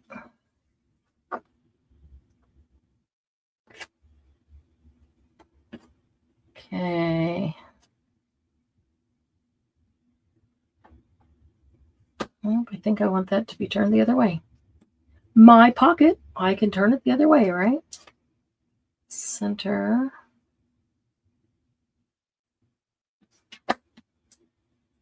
Wasn't centered either, so.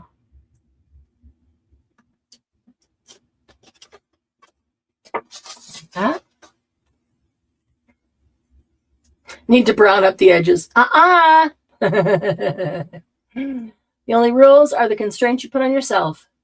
If you make an ugly one, you could always come back with new eyes and alter it or paint over it. You know what? I have a couple ugly ones from last year. They are to me, and I haven't done anything with them. I've just left them there as part of that experience.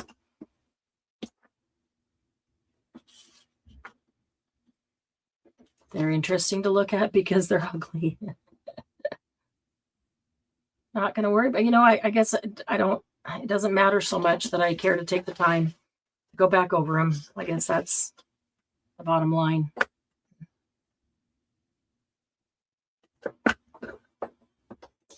These would have been good put in my, what do you call it?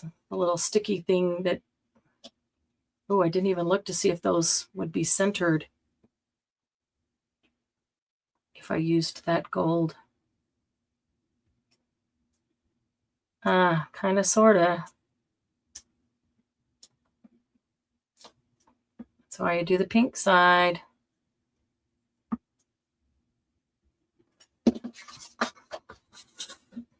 That one I can center either direction, so it's okay. Fingers are getting way too sticky. Gets on the foil.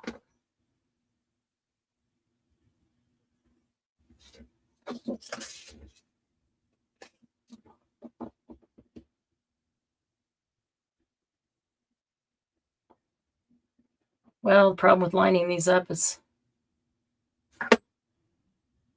it's not all the way up to, well, it's pretty close. Pretty close up to the top.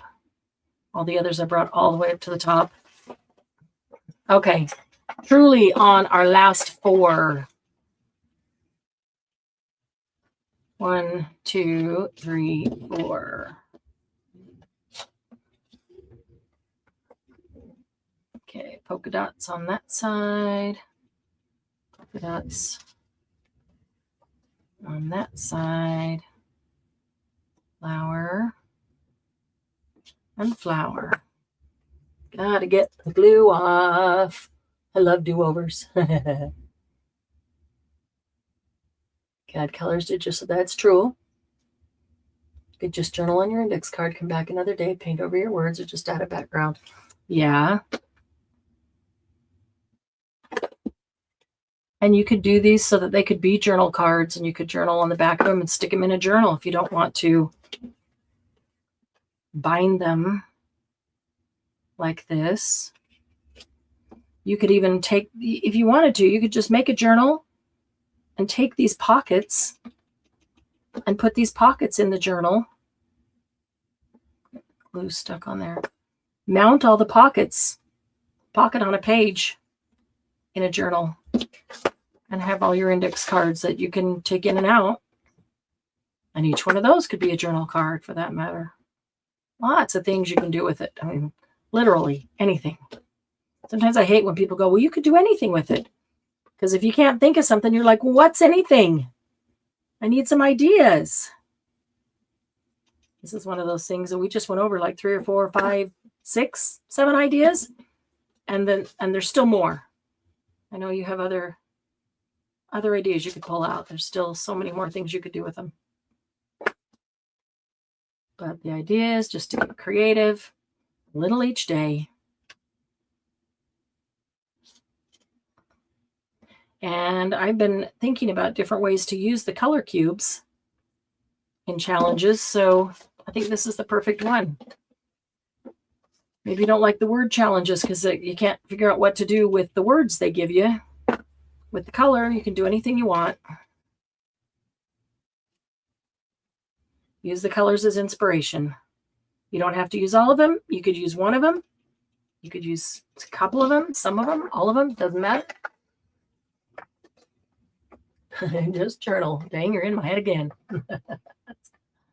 Doing 2 holes using my hole punch thing is, well, yours are going to be quite a bit wider. So yeah, I could totally see 2 holes and have 2 rings on there. But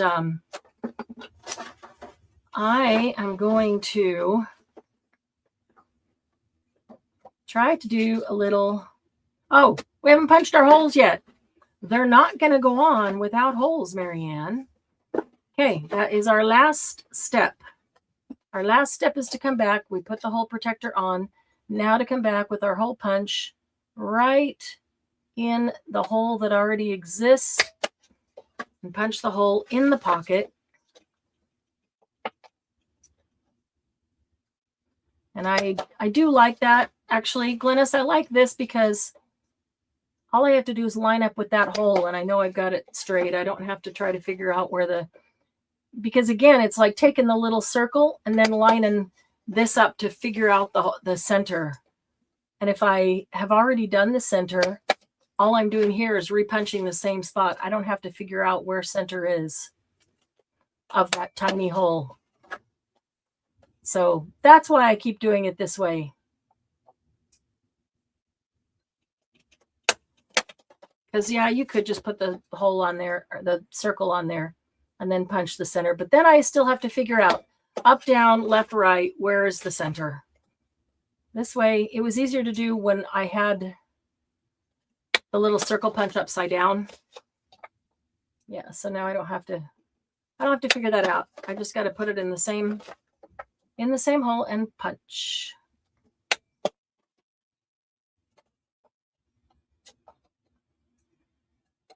So final step is the fastest step. Well, I guess this is the second to final step. You could ink the edges if you want. I don't want. I just want them to be there. Not concerned. Not really looking to make them vintage. You could. Personal choice.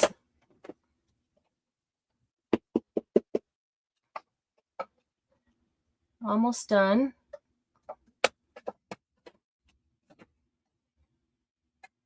These you can definitely only do one at a time so that you can see the hole. And it is easy to get this because it's raised ever so slightly. It's easy to get this right into the hole.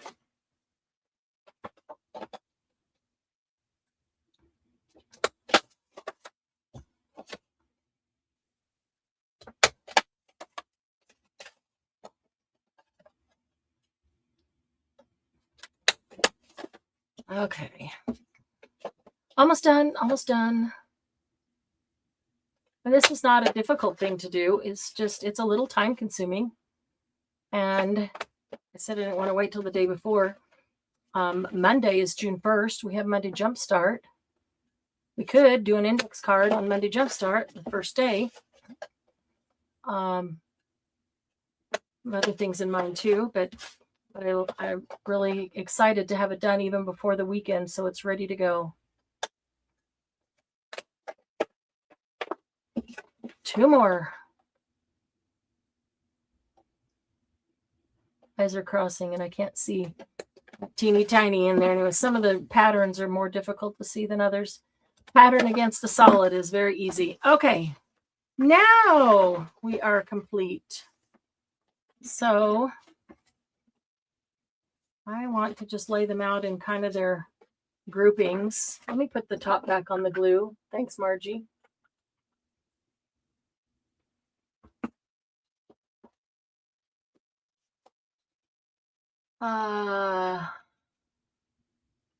Yeah, I mean, and I have some pre-made hole protectors, and I also have this punch, which is the hole protector punch, but I know not everybody does, and that's why I decided to make them like that to show how to do it if they've never done it.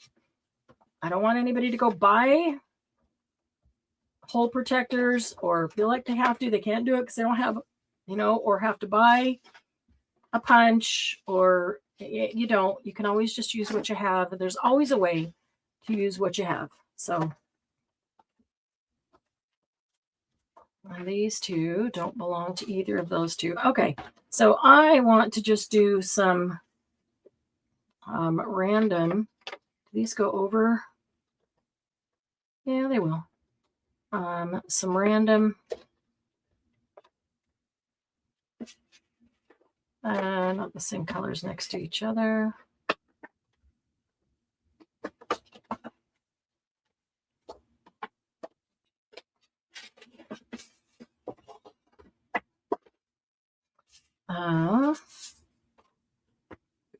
Not in any particular order.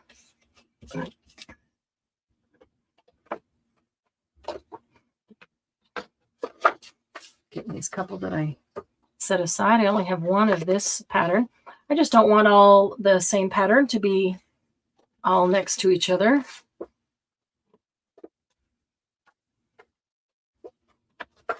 That's all.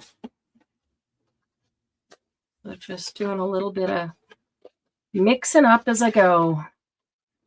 That's all we're doing.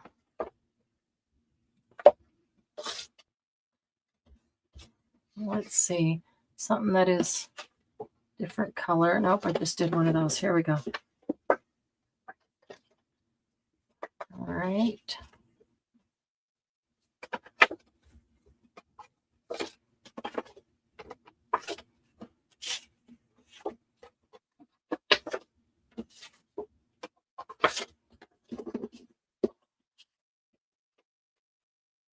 Oh, I ended up with 3 owls sitting out here. I think I'll put an owl on the front. I like him.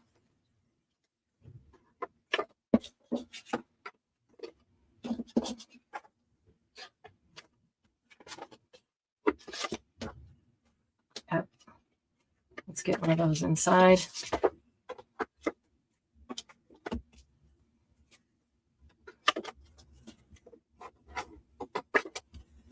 Okay, so this is a ring of 31.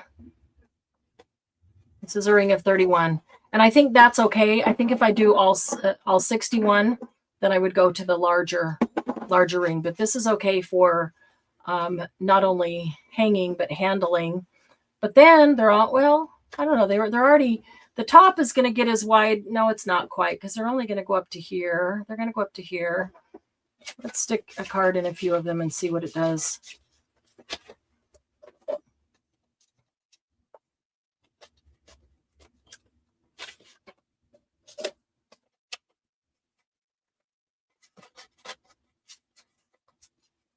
Lift that open, scrape off my mixed media stuff. All right, so if we do, that one's a pretty thick one, so let's see. So we have up to here, the first 5 have a card in them.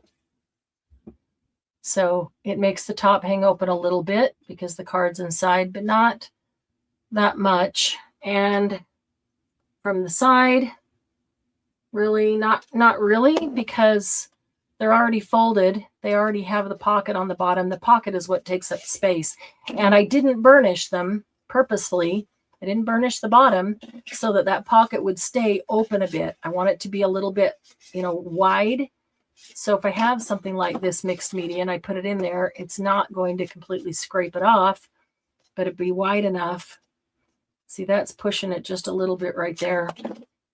That's because of the glue. That's why I thought the double-sided tape would be great to get down in there, because it wouldn't squeeze out and take up extra space.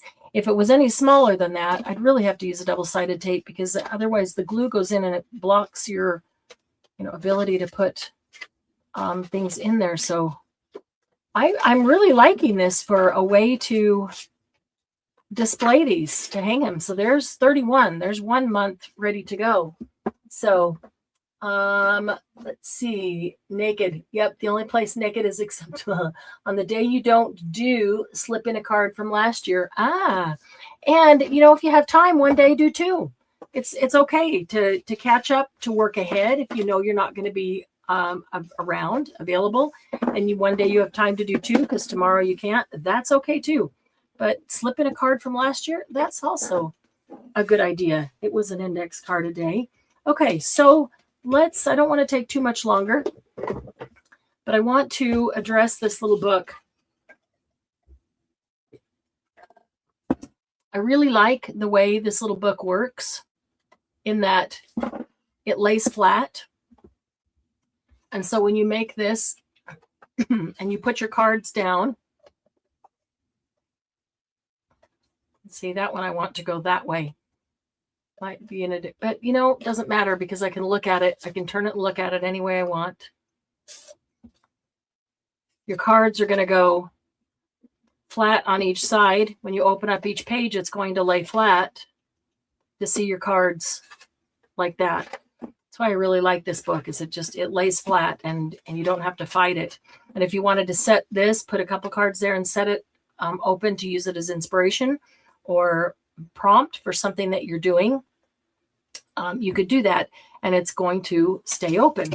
So the way you do this one, super simple. I'm not even going to do the whole thing because I can just tell you and you'll see how easy it is.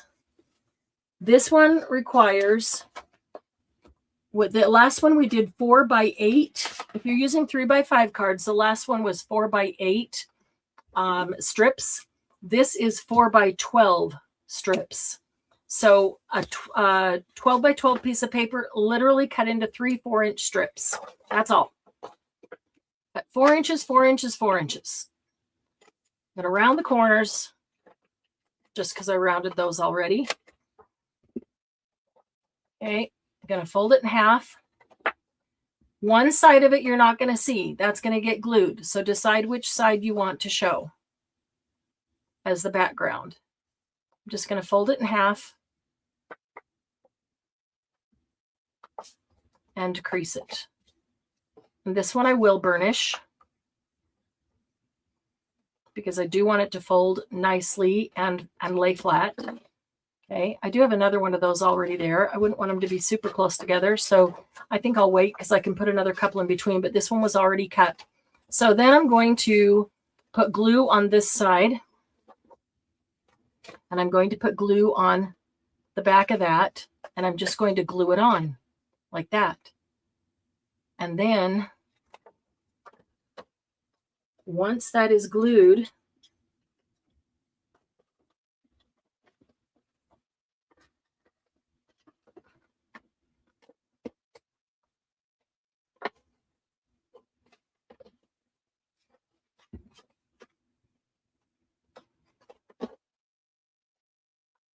here we go. That page glued on. And now it's just another page in the book that opens up flat. And so you can make as many pages as you want. Each one is going to house 2 cards. So 2, 4, 6, 8. I've got 4 pieces of paper and it's going to house 8. So if I want 30, I need 15 pieces of paper. If you want 31, then do 16 pieces of paper and you have an extra back that you could write on about the experience, or you could use the first one as Icad 2026 and then start them right there, and you could put a different cover on it, you know, either way. Or you can what I like to do, like this one here, these are just offcuts from gel prints that are glued together in the exact same way, back to back. That's all they are. There's nothing in between. They're super thick and durable, so it's great as an art journal. But they're just back-to-back pages, and the front one is literally one of these sheets as well. But this one I just cut in half and glued half of it on the back of the first page and half of it on the back of the last page, because you can't go all the way around. And then you have a stack like this. So half was on this page, half is on that page, and that's the one I wanted to use as the cover. And then you can take a piece of paper. You can take a piece of paper and cut it, see how thick it is, and cut it however far you want it to overlap over here, however thick the spine is, overlap the same on the back, and you can glue that on. You can bend it, fold it, or score it as far as you want it to go on the front and the back, so that you can, you know, fit it right in there into the groove. What I like to do when I do that is put the glue on the back and put the spine onto the paper and let that glue on nice and tight and even let it dry.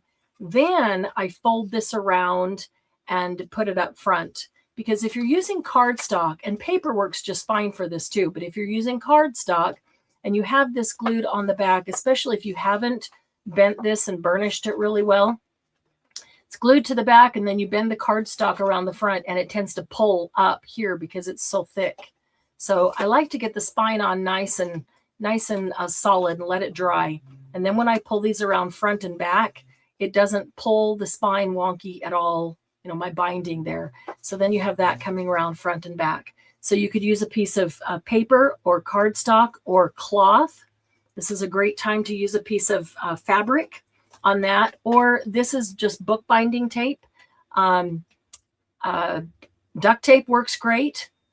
I have bookbinding tape in a couple different colors, but I don't know. I just always like black.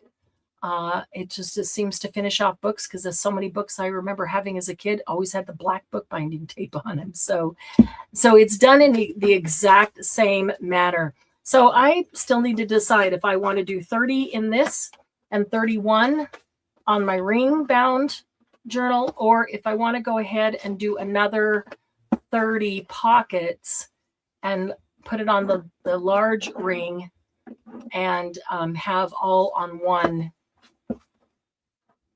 I don't know. I haven't decided that yet. So what are you guys going to do? Hey, Chris.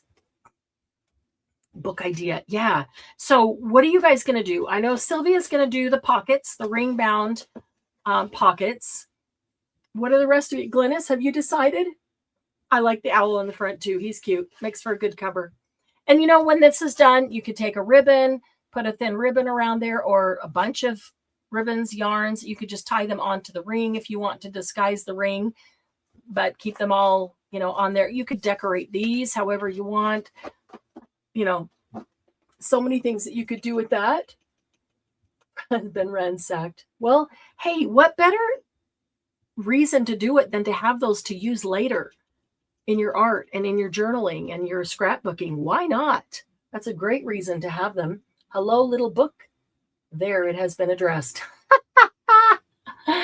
Very cute, Margie. Very cute. I've been watching the show as I've been getting things ready for the Scrapbook Expo. Love the idea. I especially love that you prepared all 31 folders first and are keeping them on a ring. Yes, so it's a 61-day challenge, and that's 31. And I haven't yet decided if I'm going to do all 61 on a ring and put it on the big ring, or if I want to do 31 on there and then do 30 in the book. I do like the book idea too. I just can't decide if I want to keep them all the same for this one and then maybe all the same for, you know, next time, you know, in a different manner. So Sylvia's going to do the ring bound. I know that. Glynis may not have reception. She's in the air, on an airplane. So she may not have reception at this moment. Sylvia, yep, Expo. Expo is in Puyallup, isn't it? Sylvia is going to do the ring bound. Chris, are you going to do the Icad challenge? Have you decided that you're going to do the index card a day? I'd really like to know what y'all decide to do, if you're going to do the ring bound or the book bound. But here is our first card for our first day. It's not till June 1st, but I'm pulling it already so that you know. If you have your own color cube, feel free to pull your own card. If you want to follow along with the Daisy Yellow Art prompts, feel free to use those. The HPP twist is that I'm going to pull a color card every day and use the colors on here as inspiration for that card. So if you would like to use those colors along with me, you are welcome to. I will post it in the group each day. I haven't decided if I'm going to do a little video every day, just a quick time-lapse video of the card and the pulling the card for the next day. So, but if you have a color cube, number 374 is the card I have chosen for our first day. Turquoise, mint, slate gray, taupe, salmon pink, and apricot. And boy, are those pretty together. I really love that combination. And I know that they often look different. Like when I look at my YouTube, this looks really blue, like sky blue. And it is not. It is turquoise. So it's really cool. And this in here is really dark salmon. So cool combination. Love the color combination. So when you decide what you're going to do, post it in the group. Let us know. And if you decide to do something completely different, Margie, that one binding that you had sent me a while back, we looked at that you string each one on individually and then it all opens and lays flat. That's what I really wanted to do. But right now, that's too time consuming for the energy that I have. So I'm going to stick with this and we'll do that again. We'll do that. We haven't done it before. So we'll do that with something else. So, because I'd really like to. Sylvia, Chris, going to make a book, traveling for 10 days, so you can't do it every day. That's okay. You can do a couple. I mean, if you're traveling on the 1st or the 1st to the 10th, you can start it ahead, start it now, and get in the days that you're going to be gone. Glennis is going to be traveling in the middle of it for 13 days. So you can double up on some days, do 2. I mean, you could do it when you come back. You can catch up. I kind of like working ahead. If I can do 2 a day for 10 days, then when I come back, I'm still right on track and I don't feel like I have to play catch up. And like me last year, if you don't get all 61 done, it's okay. It got you creative for the days that you were at home. And when you were gone, well, you were creative because you enjoyed traveling. So, all right, guys, thanks for, I forget what I did. It was a video you sent me. It's been quite a while, but I saved it. I saved it because it's a binding that I really want to do. And I really thought it would be great with the index cards, but there's just too many of them. It would be too time consuming. So we'll do it another time. But all right, guys, thanks for hanging out. Thanks for joining me. I can't wait to see your books or your ring book when you get it ready to go. Please post it in the group. Thunder. Oh, that sounds fun. Stay safe, Margie. Oh, no, storm coming. Yeah, post it in the group when you decide what you're going to do. And please post your index cards every day in the group. Can't wait to see them. That's inspirational. Okay, love you all. Till next time. We'll see you soon. Bye-bye.